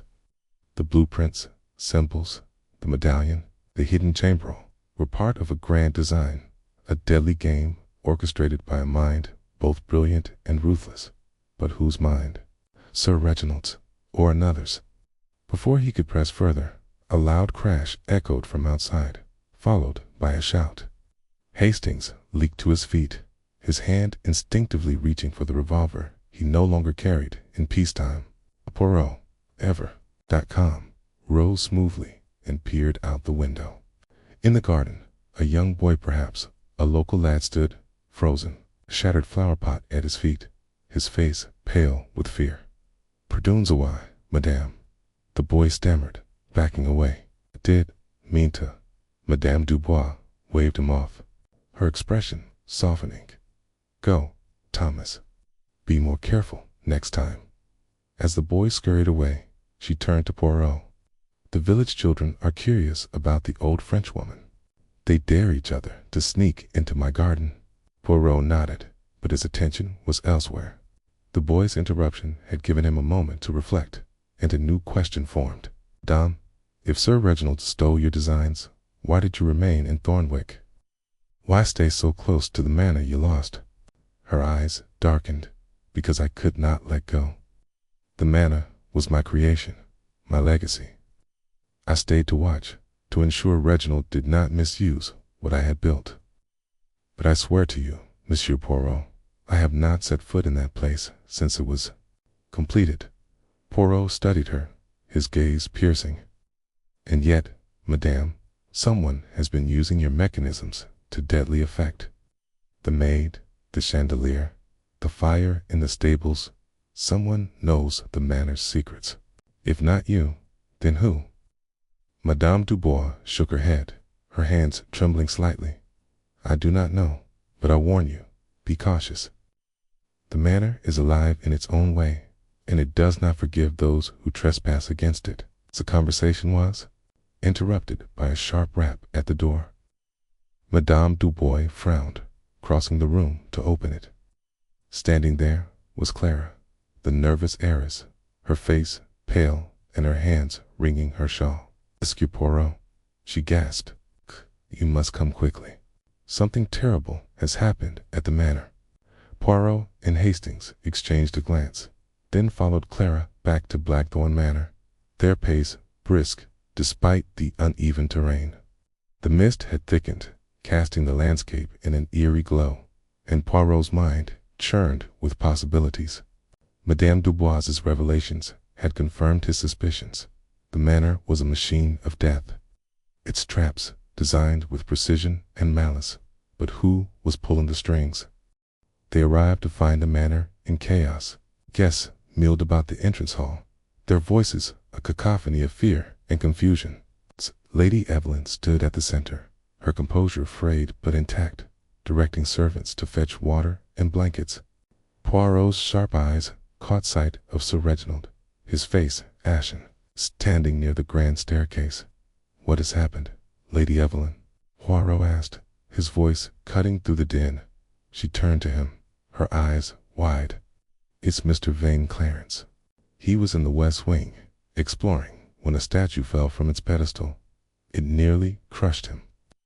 He's unharmed, thank heavens, but he's shaken. We've moved him to the drawing room." Poirot's mustache twitched. Another trap, perfectly timed. "Take me to him," he said, his tone leaving no room for argument. In the drawing room, Clarence Vane sat by the fire, a brandy in his trembling hand. His usually jovial demeanor was gone, replaced by a haunted expression. "He came out of nowhere, Poirot," he said, his voice hoarse. "One moment I was admiring the statue of marble Apollo, magnificent thing, and the next, it was falling toward me. If I hadn't stumbled backward, I'd be dead." Poirot's eyes narrowed. "And you were alone, Monsieur Vane?" "Yes, quite alone. I thought I heard footsteps, but it must have been my imagination." Poirot turned to Hastings. "Manet, fetch the blueprint from my room. We must examine it at once." Hastings hurried off. Poirot addressed the gathered guests. "Mesdames et messieurs, it is clear the manor is no longer safe. I propose we barricade ourselves in the main hall tonight, where we can keep watch over one another." Agreed. There were murmurs of assent, though fear lingered in every face. Poirot's mind was already elsewhere, plotting his next move. The statue's fall was no accident. It was another piece of the deadly design, activated by someone with intimate knowledge of the manor's mechanisms. Sir Reginald, with his evasive answers, was the obvious suspect, but Poirot's instincts told him the truth was more complex. As evening fell, the guests gathered in the main hall, a cavernous space with high ceilings and stained glass windows that cast eerie patterns in the firelight. Servants brought blankets and cushions, transforming the hall into a makeshift camp.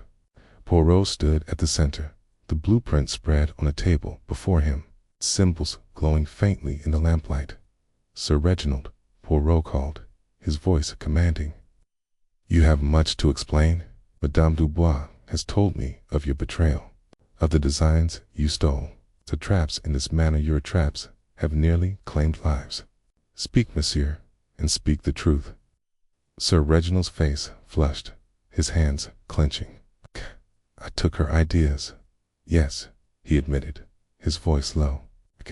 "But I swear, I never meant for anyone to be hurt. The traps were meant to protect the vault. Nothing more. I don't know how they're being activated now." The guests gasped, whispers rippling through the hall. Clara clutched her shawl, her eyes darting to the shadows. Lady Evelyn stepped forward, her voice trembling. "A vault. What is in it, Sir Reginald?" Poirot held up a hand, silencing her. "Lady Evelyn, we shall discover soon enough, but for now we must remain vigilant. The mastermind behind these events is among us, and I, Hercule Poirot, will not rest until they are unmasked."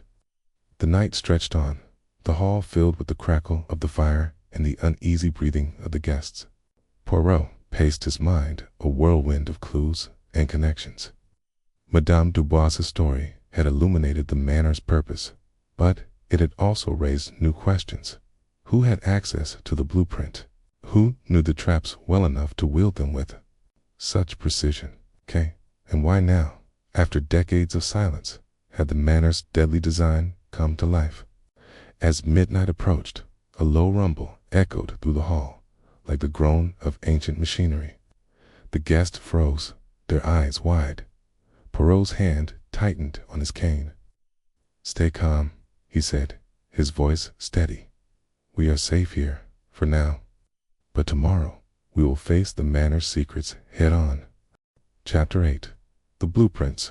Hercule Poirot stood in the dimly lit library of Blackthorn Manor, the weight of the blueprint in his hands as heavy as the secrets it concealed. The parchment, yellowed with age and creased from years of hiding, was no mere architectural plan. These intricate lines and cryptic symbols whispered of a purpose far darker than the statics of vault, a priceless artifact and mechanisms designed to kill. The air in the manor felt charged, as if the walls themselves were holding their breath, waiting for Poirot to unravel their truths. The morning sun filtered through the tall, arched windows, casting long shadows across the room's mahogany shelves. Poirot's sharp eyes traced the blueprint's peculiar annotations, a series of angular marks, almost runic, that Sir Reginald Hawthorne, the manor's architect, had dismissed as artistic flourishes. Yet Poirot's little gray cells hummed with suspicion. Flourishes did not inspire fear, nor did they align with the medallion found clutched in the maid's hand, or the coded diary of Clara's late uncle, or the near-fatal incidents that had plagued the manor's guests. No, this was a design with intent, and Poirot was determined to map its deadly intricacies. He folded the blueprint carefully and tucked it into his coat pocket, his polished shoes clicking against the polished floor. As he made his way to the drawing room, the guests were gathered there, their faces a gallery of unease. Lady Evelyn Blackthorne, the manor's regal yet anxious hostess, sat by the fireplace, her fingers twisting a lace handkerchief. Clara, the young heiress, perched on a velvet settee, her eyes darting nervously as if expecting the walls to close in. Sir Reginald Hawthorne, his once confident demeanor now frayed, leaned against a bookcase, sipping brandy with a trembling hand. Mr. Clarence Vane, the excitable guest, who claimed to have seen a ghostly figure, paced near the window, muttering about curses. And old Tom, the groundskeeper, lingered near the door, his weathered face unreadable, his eyes glinting with something Poirot could not yet name. "Mies Amos," Poirot began, his voice calm but commanding. "We stand at the precipice of truth. Blackthorn Manor is no mere house. It is a puzzle, a machine designed with purpose. The blueprint I hold reveals a vault, hidden deep within these walls, and within that vault, an artifact of immense value. But beware, for this manor guards its secrets with traps most lethal." A murmur rippled through the room. Clara's hand flew to her throat, and Sir Reginald's glass clinked against his teeth. Lady Evelyn's voice trembled as she spoke. "A vault, Monsieur Poirot? What kind of artifact could warrant such measures?" Poirot's mustache twitched, a faint smile playing beneath it. "That, Lady Evelyn, is what we shall discover. First, we must navigate the manor's defenses. Sir Reginald, perhaps you would care to enlighten us further about your design?" The architect stiffened, his face paling. "I've told you, Poirot, the symbols are decorative. I designed this manor for beauty, not traps, betraying." His nerves, Poirot's eyes narrowed. "Beauty, you say? Yet the maid lies unconscious. A medallion in her hand that matches your decorations. A chandelier nearly crushes Mademoiselle Clara. A fire consumes the stables. Nan, Sir Reginald, these are not accidents. They are the work of a mind most cunning." The room fell silent, the crackle of the fire the only sound. Clarence Vane stopped pacing, his voice rising. "I knew it. This place is cursed. I saw that figure in the east wing pale as death, moving through the walls. Poirot raised a hand, silencing him. Monsieur Vane, what you saw was no ghost, but a clue. The manor's passages, its hidden rooms, these are the tools of a living hand, not a spectre. And I, Hercule Poirot, shall find that hand. He turned to old Tom, whose presence seemed to shrink the room. Sir Tom, you have tended these grounds for decades, spoke of a feud of secrets buried in the manor's foundations. What else do you know of this vault? Old Tom's eyes flickered, his voice low and gravelly. I told you what I know, sir. Old tales, nothing more. The builder, he had enemies. A.P., they left something behind. I just keep the grass cut and the paths clear. Poirot's gaze held steady, unyielding. And the tools in your shed, engraved with the same symbol as the medallion, are those two mere relics of old tales? Old Tom's jaw tightened, but he said nothing. Poirot nodded, as if filing the silence away for later scrutiny. Very well. Today, we shall explore the west wing, where the blueprint suggests the vault's entrance lies. But I warn you, I'll stay close, and touch nothing unless I say. The manor is not kind to the careless. The west wing of Blackthorn Manor was a stark contrast to the opulent east wing, where the east was all polished wood and gilded mirrors. The west was a labyrinth of stone corridors, their walls damp and moss-streaked. As if the manor's heart grew colder, the deeper one ventured. Poirot led the group. Letty, Evelyn, Claren, Sir Reginald, Clarence, and old Tom through a narrow passage, the blueprint clutched in his hand.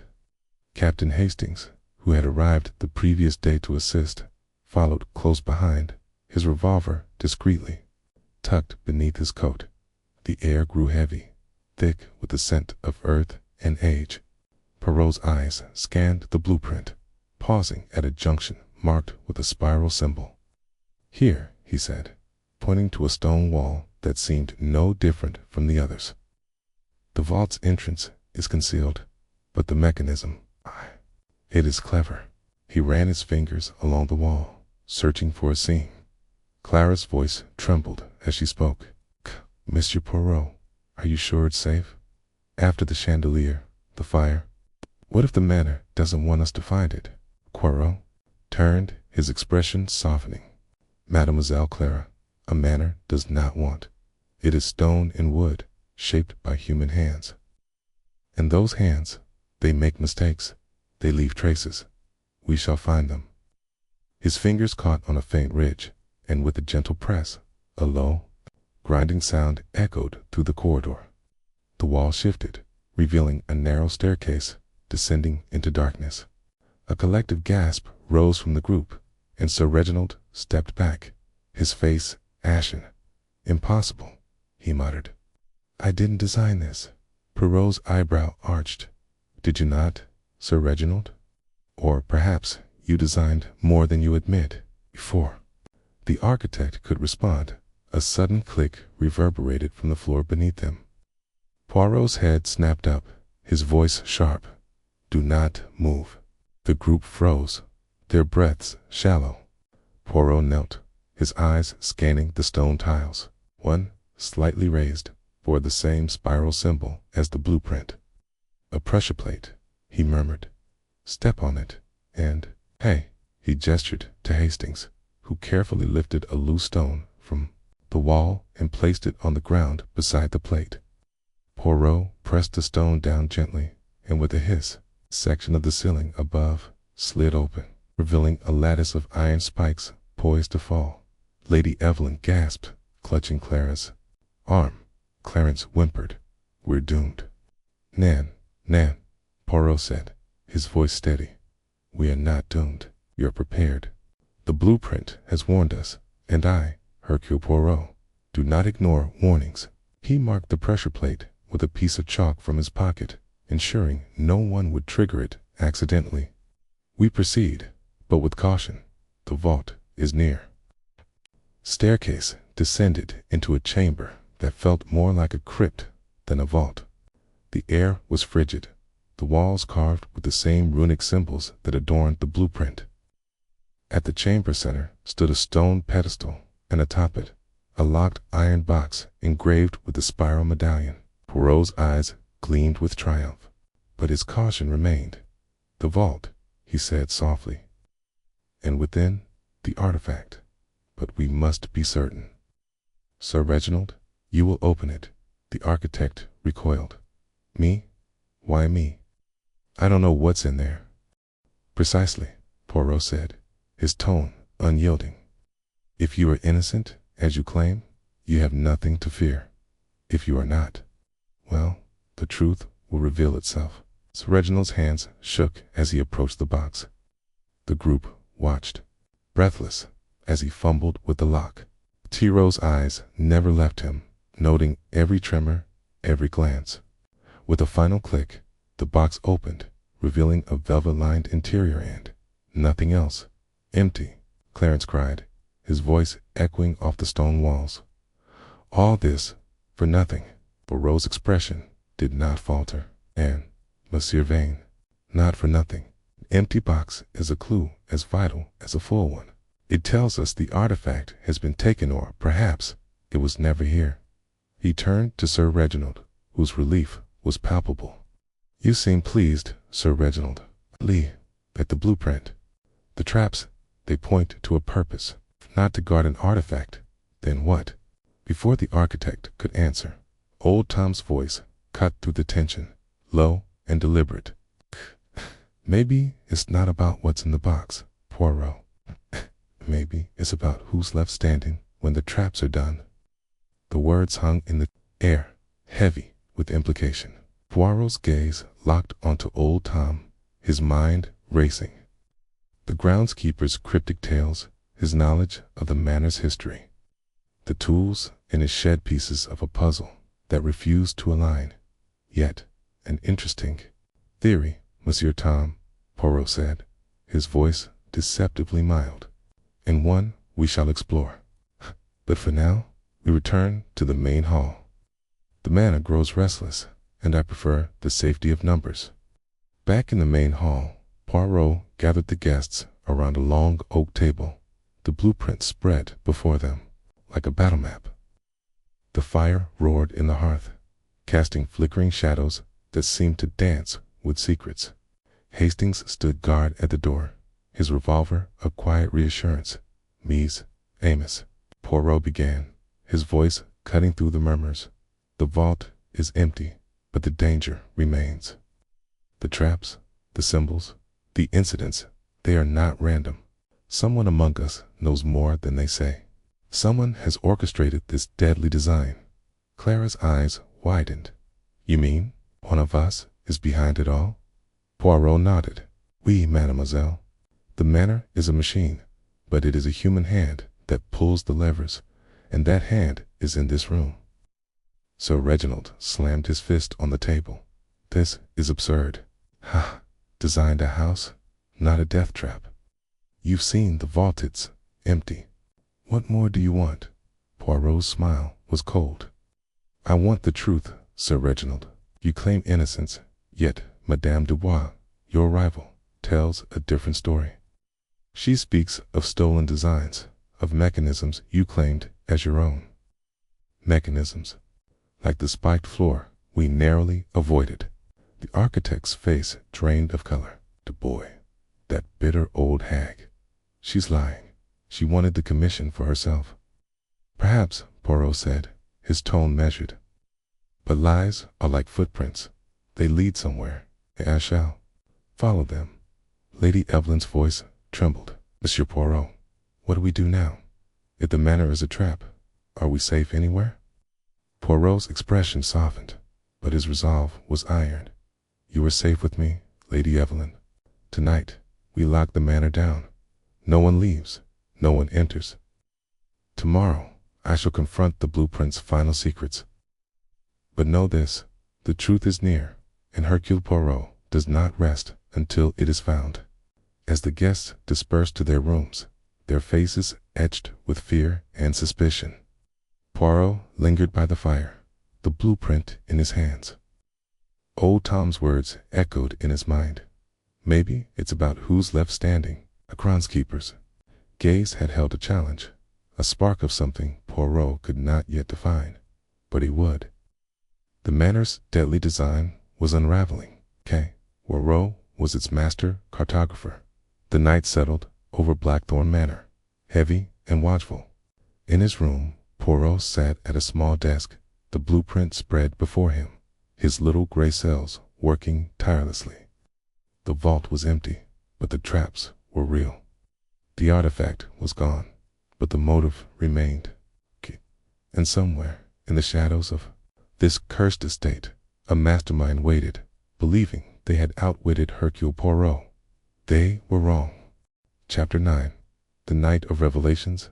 The air in Blackthorn Manor was thick with anticipation as the grandfather clock in the great hall struck 9. Steep, resonant chimes echoed through the cavernous space, each note a reminder of the secrets the manor still held. Hercule Poirot stood at the head of the long mahogany dining table, his impeccable suit a stark contrast to the flickering shadows cast by the candelabras. The guest lady, Evelyn Blackthorns, Sir Reginald Hawthorne, Clara the heiress, Mr. Clarence Vane, and the cryptic groundskeeper, Old Tom sat in uneasy silence, their eyes darting between Poirot and the ominous blueprint spread across the table. Captain Hastings, newly arrived and still catching his breath from the journey, stood by the door, his presence a quiet reassurance. Poirot's mustache twitched as he surveyed the room, his sharp gray eyes missing nothing. The blueprint, its edges worn and ink faded, was no mere architectural planet, was a map of death, a labyrinth of traps designed to protect a jeweled relic hidden deep within the manor's heart. Tonight, Poirot would unravel its final secrets and unmask the mastermind orchestrating the chaos that had plagued Blackthorn Manor. Mise Amos. Poirot began, his voice calm yet commanding. We stand on the precipice of truth. This manor, with its hidden passages and deadly mechanisms, has whispered its secrets to me, and tonight I shall make it speak plainly. The relic, the so-called curse of Blackthorn, lies within our reach, but so too does the one who has manipulated its power for their own ends. Lady Evelyn's delicate hand trembled as she clutched her pearl necklace. Monsieur Poirot, surely you don't mean one of us is responsible for all this horror? Poirot raised a hand, silencing her. Patience, Lady Evelyn. The truth, like a fine wine, requires time to breathe. But rest assured, before this night is over, the guilty will be revealed. The gathering storm, the dining hall, with its towering windows and heavy velvet drapes, felt like a stage set for a tragedy. The storm outside had worsened, rain lashing against the glass, and thunder rumbling like a warning. Poirot had insisted on this gathering, orchestrating it with the precision of a conductor. He had spent the day poring over the blueprint, cross-referencing it with the coded diary Clara had provided, and the revelations from Madame Dubois, the rival architect. The manor's traps, spiked floors, collapsing beams, hidden blades were not random. They were a deliberate defense for a vault containing a relic of immense value. A jeweled scepter said to be cursed with the power to bend fate itself. Poirot paced slowly, his polished shoes clicking against a polished floor. The blueprint, he said, tapping the paper, is a masterpiece of deception. Sir Reginald, you claimed its symbols were artistic flourishes, yet they are the key to navigating the manor's traps. And you, Old Tom, spoke of a feud from decades past, but your words were laced with half-truths. Someone here knows more than they have admitted. Sir Reginald, his face pale under his neatly trimmed beard, shifted uncomfortably. I've told you everything, Poirot. The design was mine, but I never intended harm. The symbols, they were part of the aesthetic, nothing more. Nan, Poirot said, wagging a finger. The symbols are a code, a map to the vault. And someone has used this map to orchestrate chaos, to frighten, to injure, to kill. Clara's eyes widened, her voice barely a whisper. But who? Monsieur Poirot. Who would do such a thing? Poirot's gaze lingered on old Tom, whose weathered hands were folded tightly in his lap. The groundskeeper's eyes, usually so guarded, flickered with something fear, perhaps, or defiance. Poirot made a mental note. She'll find out, Mademoiselle Clara. But first, we must reach the vault. The path to the vault. Poirot unfolded a smaller section of the blueprint, revealing a series of annotations he had made in his meticulous handwriting. The vault lies beneath the chapel, accessible only through a series of passages guarded by traps. The diary, the medallion, the symbols all point to a single truth. The manor itself is a puzzle, and we must solve it together. Mr. Vang, his voice shaky, protested. This is madness. You're asking us to walk into a death trap. On the contrary, Monsieur Vane, Poirot replied, his tone sharp. I am asking you to trust Hercule Poirot. I have mapped the safe path, and I shall lead the way. Captain Hastings will ensure no one strays. Hastings nodded, his hand resting on the revolver in his pocket.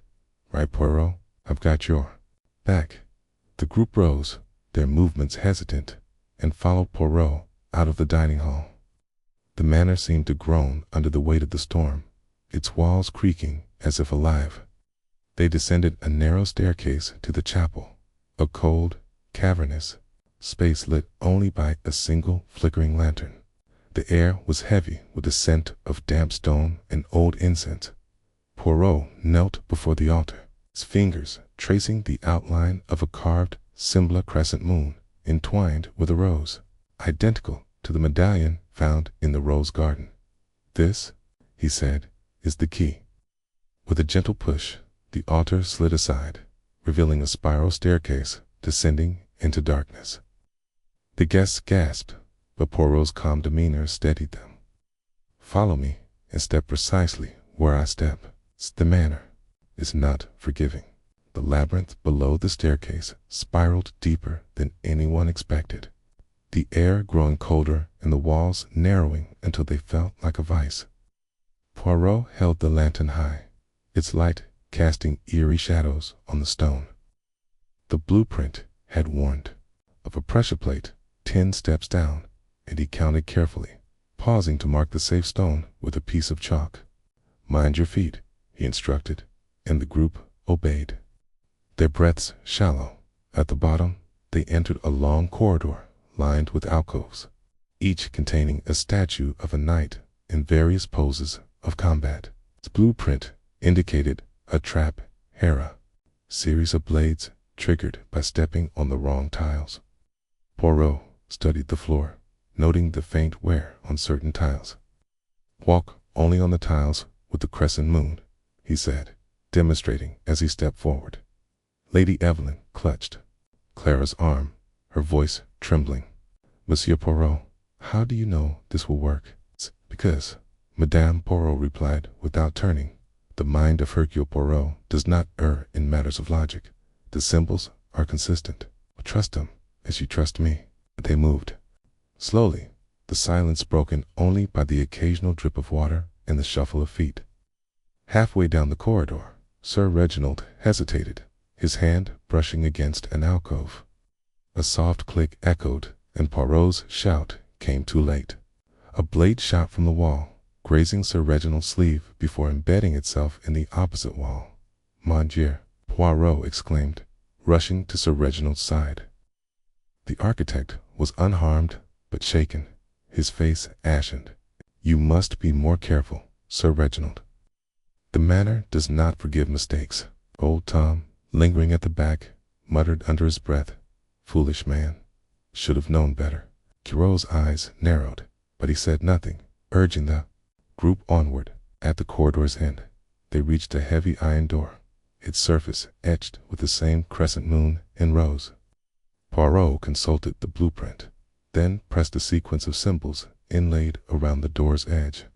With a groan, the door swung open, revealing a circular chamber bathed in the faint glow of luminescent moss. The vault, revealed the chamber was unlike anything they had seen in the manor.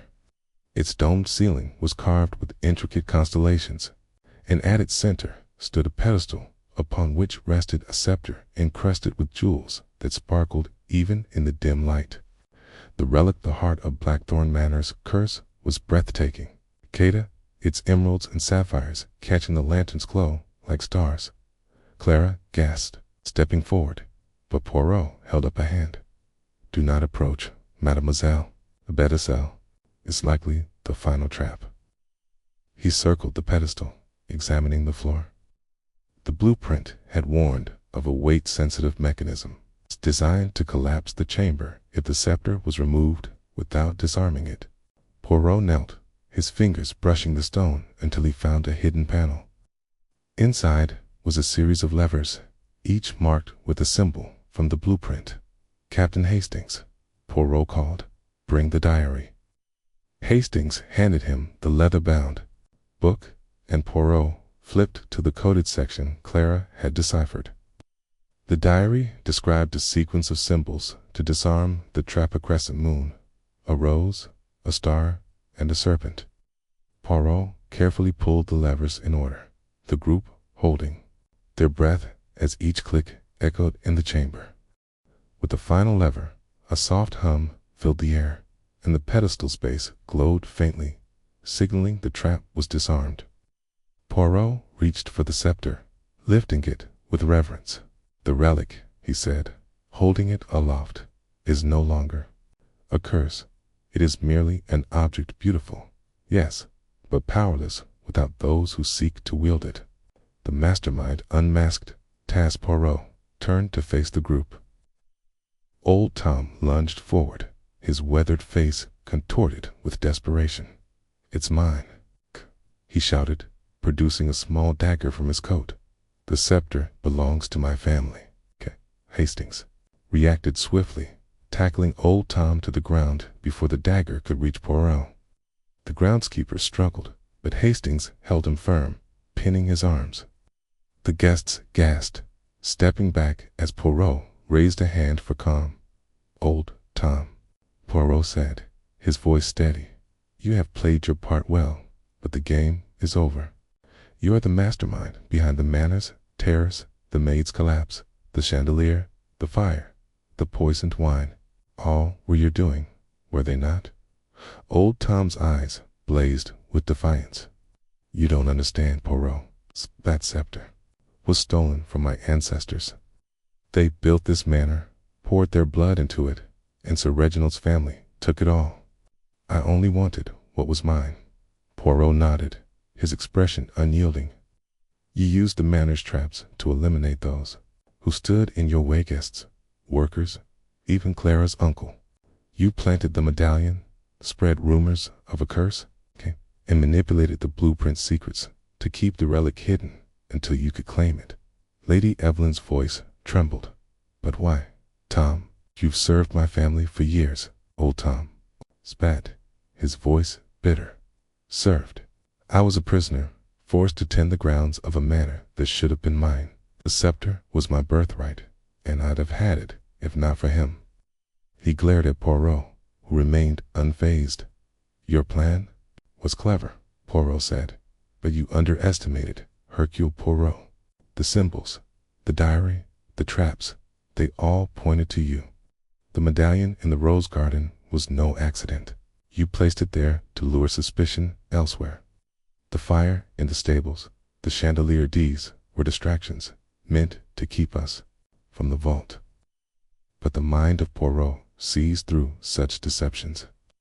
Hastings tightened his grip as Old Tom slumped, defeated. Poirot handed the scepter to Lady Evelyn, who cradled it carefully. "This belongs in a museum, madame, where it can do no more harm. The curse is nothing but greed, and tonight we have broken it." The aftermath. The group returned to the dining hall, the storm outside beginning to wane. Old Tom was bound and placed under Hastings' watch, his confession leaving the guests in stunned silence. Poirot stood by the fireplace, the blueprint folded neatly in his pocket. "There are questions yet to be answered, he said, addressing the group. The manor's future, the relic's origins, the lives lost to its lore. But for tonight, you are safe. The traps are disarmed, the mastermind detained. Sleep, Mies Amos, and let the little gray cells of Hercule Poirot rest. Clara approached him, her eyes brimming with gratitude. Thank you, Monsieur Poirot.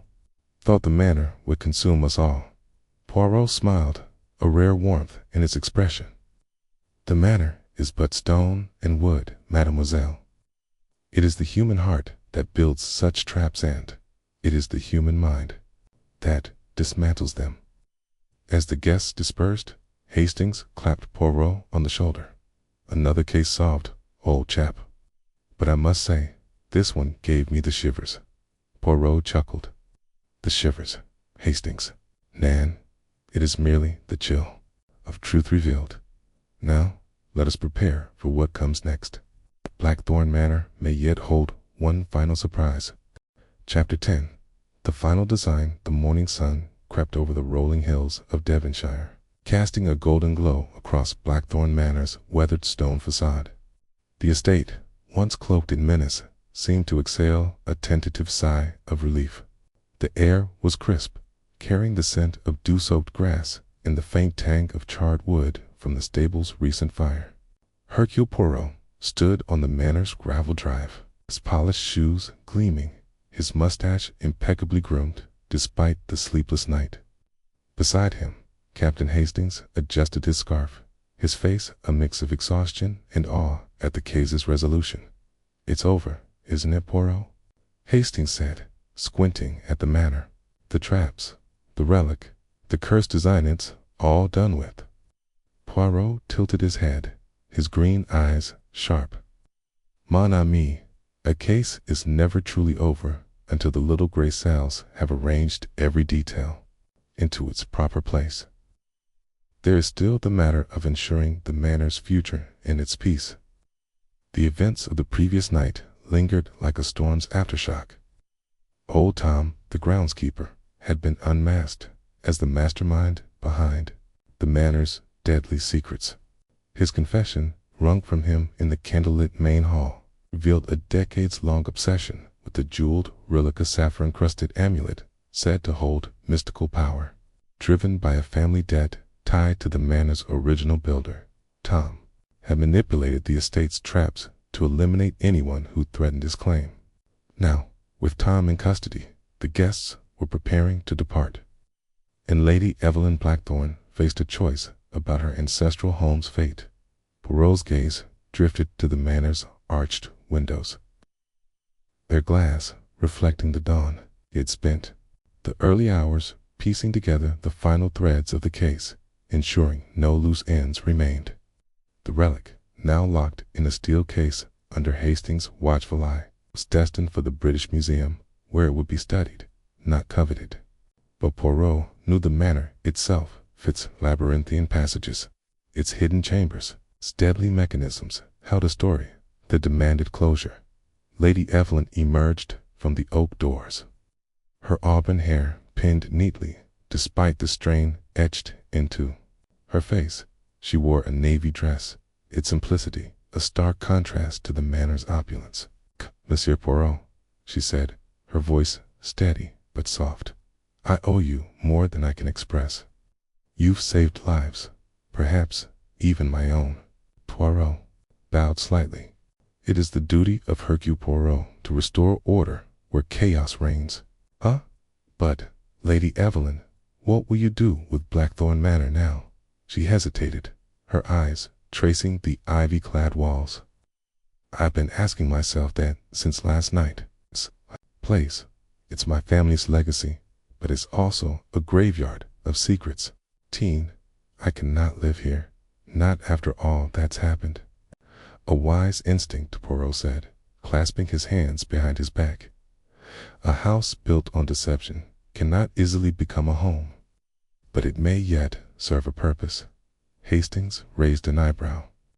You've got an idea, haven't you, Poirot? I can tell by that glint in your eye. Poirot's lips twitched into a faint smile. The little gray cells, they do not rest. Hastings, come, let us walk the grounds. Lady Evelyn, you will join us. They strolled toward the rose garden, where the air was heavy with the scent of blooms untouched by the previous night's chaos. The guest, Clara the heiress, Sir Reginald the architect, and the others were gathered in the drawing room, packing their belongings under the watchful eyes of the local constabulary. Poirot had insisted on their presence until every detail was resolved, a precaution against any lingering schemes.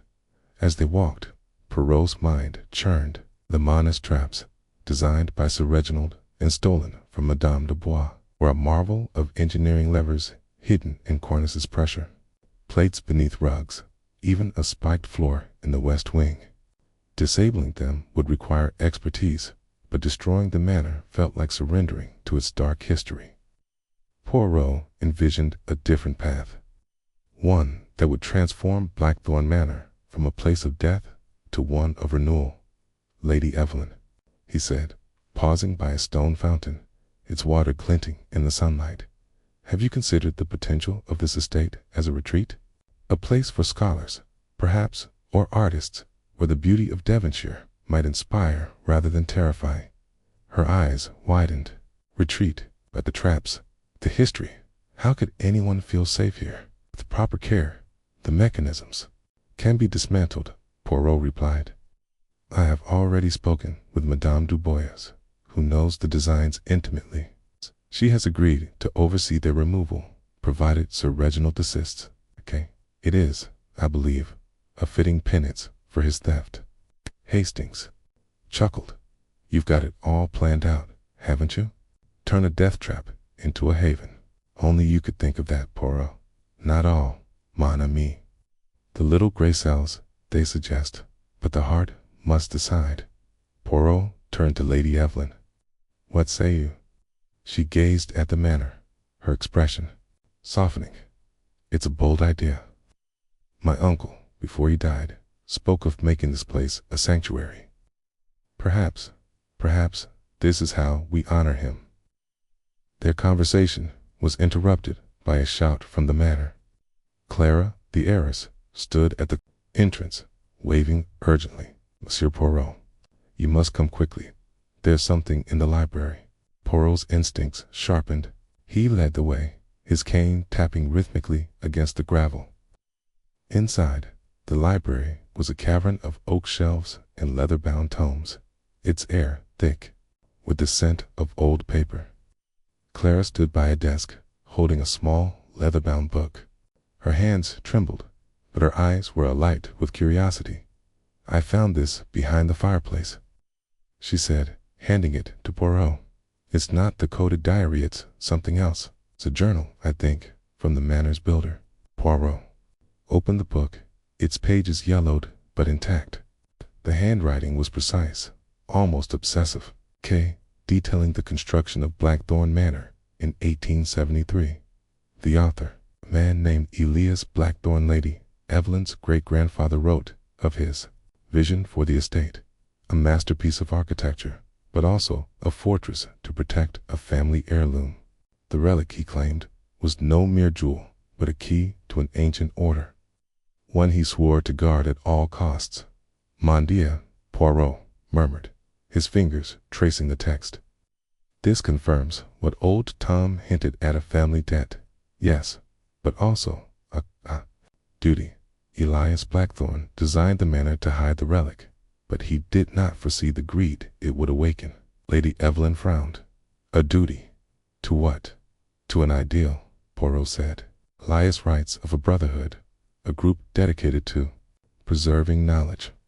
The relic was their symbol, but its power was symbolic, not supernatural. Old Tom, it seems, misunderstood its purpose, twisting it into a quest for wealth. Hastings scratched his head. So, Tom wasn't just after money. He thought he was fulfilling some ancient pact. Precisely, Poirot said. It's a human heart. It is complex. Greed and honor, they mingle in ways that obscure the truth. Clara clutched the journal to her chest. What do we do with this? It feels important. Poirot nodded. It will join the relic at the museum. The story of Blackthorn Manor must be told, not buried. But first, we must ensure the manor is safe. The rest of the morning was a flurry of activity. Poirot summoned Madame Dubois, who arrived with a satchel of tools and a steely determination. Sir Reginald, chastened but cooperative, joined her in mapping the manor's traps. They began in the west wing, where Poirot had nearly met his end on the spiked floor. With meticulous care, they disabled a pressure plate hidden beneath a Persian rug, its mechanism creaking as it was dismantled. As the work progressed, Poirot gathered the guests in the drawing room for a final address. The room was warm, its fireplace crackling, a stark contrast to the tension of the previous night. Clara sat by the window, her nerves calmed by the journals. Discovery. Sir Reginald stood stiffly, his pride bruised but intact. The other guest, Mr. Clarence Vane, the nervous scholar, and Mrs. Lydia Pembroke. The widow, who had nearly drunk the poisoned wine, watched Poirot with a mix of gratitude and curiosity. "Ladies and gentlemen," Poirot began, his voice clear and commanding, "the mystery of Blackthorn Manor is solved, but its legacy is yours to shape. The relic is no longer a curse, but a reminder of human folly. I urge you to leave this place with a resolve to live honestly, for secrets, they breed only destruction." Mrs. Pembroke dabbed her eyes with a handkerchief. "You've given us a second chance, Monsieur Poirot. I shan't forget it." Clara stepped forward, her voice firm. "I want to help Lady Evelyn. If she turns this place into a retreat, I'll fund the restoration. My uncle would have wanted that." Lady Evelyn clasped Clara's hand. "Thank you. Together, we'll make something good of this." Poirot smiled, satisfied. "Bon, the little gray cells, they approve." As the guests dispersed, Poirot and Hastings took tea in the conservatory, its glass walls offering a view of the rolling hills. The relic's steel case sat between them, a silent testament to the case's resolution. Hastings sipped his tea, then chuckled. "You know, Poirot, I thought this case would be the end of us. Traps, poison, falling statues, yet here we are, calm as you please." "Calm, perhaps," Poirot said, stirring his tea, "but the mind, it is never still. Each case, it teaches us something new about the human soul." "And what did this one teach you?" Hastings asked. Poirot leaned back, his eyes distant. "That even in the darkest design, there is a spark of hope. Blackthorn Manor was built to hide, to harm, but now it will heal. Okay? That mon ami is the final design." The afternoon passed quietly. Constabulary escorted old Tom to the local jail, where he would await trial. Madame Dubois and Sir Reginald continued their work, dismantling traps with a precision that impressed even Poirot. By dusk, the manor felt lighter, as if its stones had shed their burden. As the sun dipped below the horizon, Poirot and Hastings boarded a train bound for London. The manor silhouette faded into the twilight, its towers no longer menacing, but serene. Poirot settled into his seat, his hat tilted over his eyes. But his mind was already turning to the next challenge. "Another case solved," Hastings said, leaning back. "Where to next, Poirot?" Poirot's lips curved into a smile. "Wherever the little gray cells are needed, mon ami. The world, it is full of mysteries, and Hercule Poirot, he is never far behind." The train's whistle pierced the night, carrying them away from Blackthorn Manor, its deadly design undone, its future bright with promise. Chapter 11. The echoes of Truth. A train from Devonshire clattered through the English countryside, its rhythmic sway a counterpoint to the restless thoughts of Hercule Poirot. The case of Blackthorn Manor was resolved, its deadly traps dismantled, its cursed relic secured for the British Museum. Yet, as the golden fields blurred past the window, Poirot's little gray cells hummed with unease. Too something lingered, an echo of truth not fully uncovered. He adjusted his pristine gloves, his green eyes narrowing as he gazed at the horizon. Beside him, Captain Hastings yawned, his newspaper sagging in his lap. "I say, Poirot, you're awfully quiet. Not still mulling over that manor business, are you? Old Tom's locked up, the relic's safe, and Lady Evelyn's got her plans for a retreat. All's well that ends well, eh?" Poirot's mustache twitched. "Mon ami, the end of a case is like the final note of a symphony. It must resonate perfectly, or it leaves the soul dissatisfied. There is a note, I fear, that remains out of tune." Hastings frowned, folding his paper. "What's that supposed to mean?" "You caught the villain. Saved the day. What's left?" Poirot leaned forward, his voice low. "The why, Hastings? Old Tom spoke of a family debt, a duty to an ancient order. But his words, they were fragmented, like pieces of a mosaic not yet complete. I suspect there is more to this order and to the relic than we have uncovered." Train lurched, and a porter's call announced their arrival at Paddington Station. As they stepped onto the bustling platform, London's clamor enveloped them. Vendors hawking papers, taxis honking, the scent of coal smoke mingling with roasted chestnuts. Poirot, undeterred by the chaos, hailed a cab with a sharp wave of his cane. "To Baker Street, s'il vous plaît," he instructed the driver. "We have work to do." Hastings blinked. "Baker Street? I thought we were done. What's in Baker Street?" "Not what, mon ami, but who," Poirot replied, his eyes glinting. "An old acquaintance, Professor Mortimer Langston, an expert in antiquarian societies. If anyone can shed light on this brotherhood Elias Blackthorne mentioned in his journal, it is he." The cab wove through London's labyrinthine streets, past gaslit lampposts and fog-draped alleys. Poirot's mind churned, replaying the case's details. The jeweled relic, a sapphire amulet etched with cryptic symbols. Elias Blackthorne's journal, hinting at a secret order. Old Tom's fevered confession about a debt spanning generations. The relic was no mere treasure, was a key, but to what?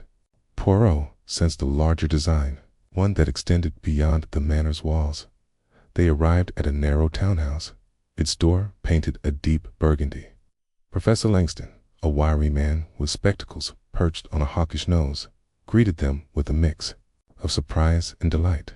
His study was a maze of books, maps, and artifacts, clay tablets, medieval manuscripts, a brass astrolabe gleaming in the firelight. "Hercule Poirot," Langston exclaimed, shaking his hand. "To what do I owe this unexpected visit?" Poirot wasted no time. "Professor, I require your knowledge of ancient orders, particularly those tied to artifacts of symbolic power. Tell me, have you heard of a brotherhood connected to Blackthorne Manor in Devonshire?" Langston's eyes widened, gestured to a pair of armchairs by the fire. "Blackthorne Manor. That name's come up in my research. Sit, please. Take some time." So Langston retrieved a leather-bound tome from a shelf, its pages brittle with age. "The Blackthorne family, I've learned, were linked to the Order of the Saffron Veil, secretive group from the 17th century. They were scholars, alchemists, and some guardians of esoteric knowledge. Their symbol was a sapphire amulet, said to embody truth itself." Poirot leaned forward, his fingers steepled. "And this amulet was hidden in Blackthorne Manor, protected by deadly traps. Why such measures?" Langston adjusted his spectacles. "The Order believed the amulet held a map, a cipher, really to a hidden archive, a repository of their knowledge. They feared its misuse by those seeking power, not wisdom. Elias Blackthorne, your manor's builder, was likely their last custodian." Hastings scratched his head. "A map to an archive. Sounds like a treasure hunt. Where's this archive supposed to be?" "That," Langston said, "is the mystery. The Order was meticulous about secrecy. The archive's location was never written down, only encoded in the amulet's design. But there's a catch: deciphering it requires a second artifact, a lens of sorts, lost centuries ago. Poirot's eyes gleamed. A lens, mon Dieu. The pieces begin to align. Professor, have you any record of this lens's appearance or last known whereabouts? Langston rifled through a stack of papers, producing a sketch of a circular object, its rim inscribed with runes. This is all I have, a drawing from a 19th century excavation in Cornwall. The lens was rumored to be buried near a place called St. Agnes Well, but no one's found it. Poirot memorized the sketch, his mind racing. Professor, you have given me much to ponder. Hastings, we must return to Devonshire at once. Devonshire, Hastings groaned. We just left. Can't this wait till morning? The truth, it does not wait, Poirot said, rising. And neither does Hercule Poirot. By dawn, they were on another train, bound for Cornwall. The journey was tense, with Poirot sketching the amulets, symbols from memory, searching for patterns. Hastings, ever practical, packed a thermos of tea and a revolver, just in case. The mention of St. Agnes Well had stirred something in Poirot's memory, a passing remark by old Tom about a sacred spring near the manor. Could it be the same place? They arrived in St. Agnes, a coastal village where cliffs plunged into a churning sea. The well, tucked in a grove of gnarled oaks, was little more than a stone basin, its waters shimmering with an eerie clarity. Poirot knelt, examining the moss-covered stones. Look, Hastings, he said, pointing to a faint carving in a room, matching the lens's sketch. Blimey, Hastings muttered. You think the lens is here? Perhaps, Poirot said, or a clue to its whereabouts. We must dig carefully. With the help of a local farmer, they unearthed a small iron box, its surface pitted with rust. Inside was a crystal disc, its edges carved with runes that glowed faintly in the sunlight. Poirot held it aloft, aligning it with the amulet, which he had brought from the museum's temporary custody. The sapphire's facets caught the light, projecting a pattern onto a nearby stone map, crude but unmistakable, pointing to a cave on the cliffs. The cave was a labyrinth of salt-crusted tunnels, its air heavy with attempts of seaweed. Poirot and Hastings navigated by lantern light, the lens revealing hidden markings on the walls. At the cave's heart, they found a stone door, its surface etched with the order's symbol. The amulet fit perfectly into a recessed slot, and, with a groan, the door opened. Inside was the Archiva vault of scrolls, tablets, and books, preserved by the cave's cool air. Shelves stretched into the shadows, holding knowledge that spanned centuries. Alchemical treatises, star charts, philosophical texts. Poirot's breath caught. Mon Dieu, Hastings.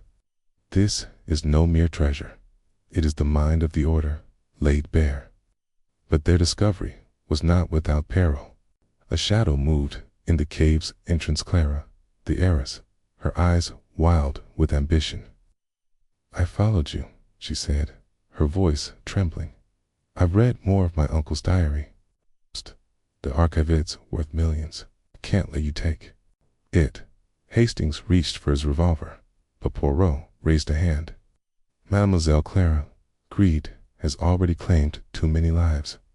This archive belongs to the world, not to one person's fortune. Clara hesitated, her hand clutching a small pistol. Poirot stepped closer, his voice calm but firm. You helped save Blackthorn Manor. Do not tarnish that courage now. Join us and let this knowledge heal, not harm. Her resolve wavered, and a pistol clattered to the ground. Tears streaked her face as she nodded. I'm sorry. I didn't know what I was thinking. Poirot smiled gently. The heart, it is easily swayed, but you have chosen wisely. They spent hours cataloging the archive, arranging for its transfer to the British Museum under Langston's supervision. Clara, chastened but determined, pledged to fund its preservation, echoing her promise to restore the manor. As they emerged from the cave, the sun was setting, painting the cliffs in hues of crimson and gold. Back in London, Poirot and Hastings sat in a quiet tea room, the case finally complete. The archive would be studied, its secrets shared with scholars, not hoarders. Blackthorn Manor, now free of its traps, was on its way to becoming a retreat for artists and thinkers. It's a testament to Lady Evelyn's vision. Hastings raised his cup. To you, Poirot, you turned a curse into a legacy. Poirot sipped his tea, his eyes twinkling. Not I, mon ami. The truth, it has a way of echoing until it is heard. In Hercule Poirot, he merely listens. As they left the tea room, London's lights flickered to life, and Poirot's thoughts turned to the next mystery, waiting in the wings.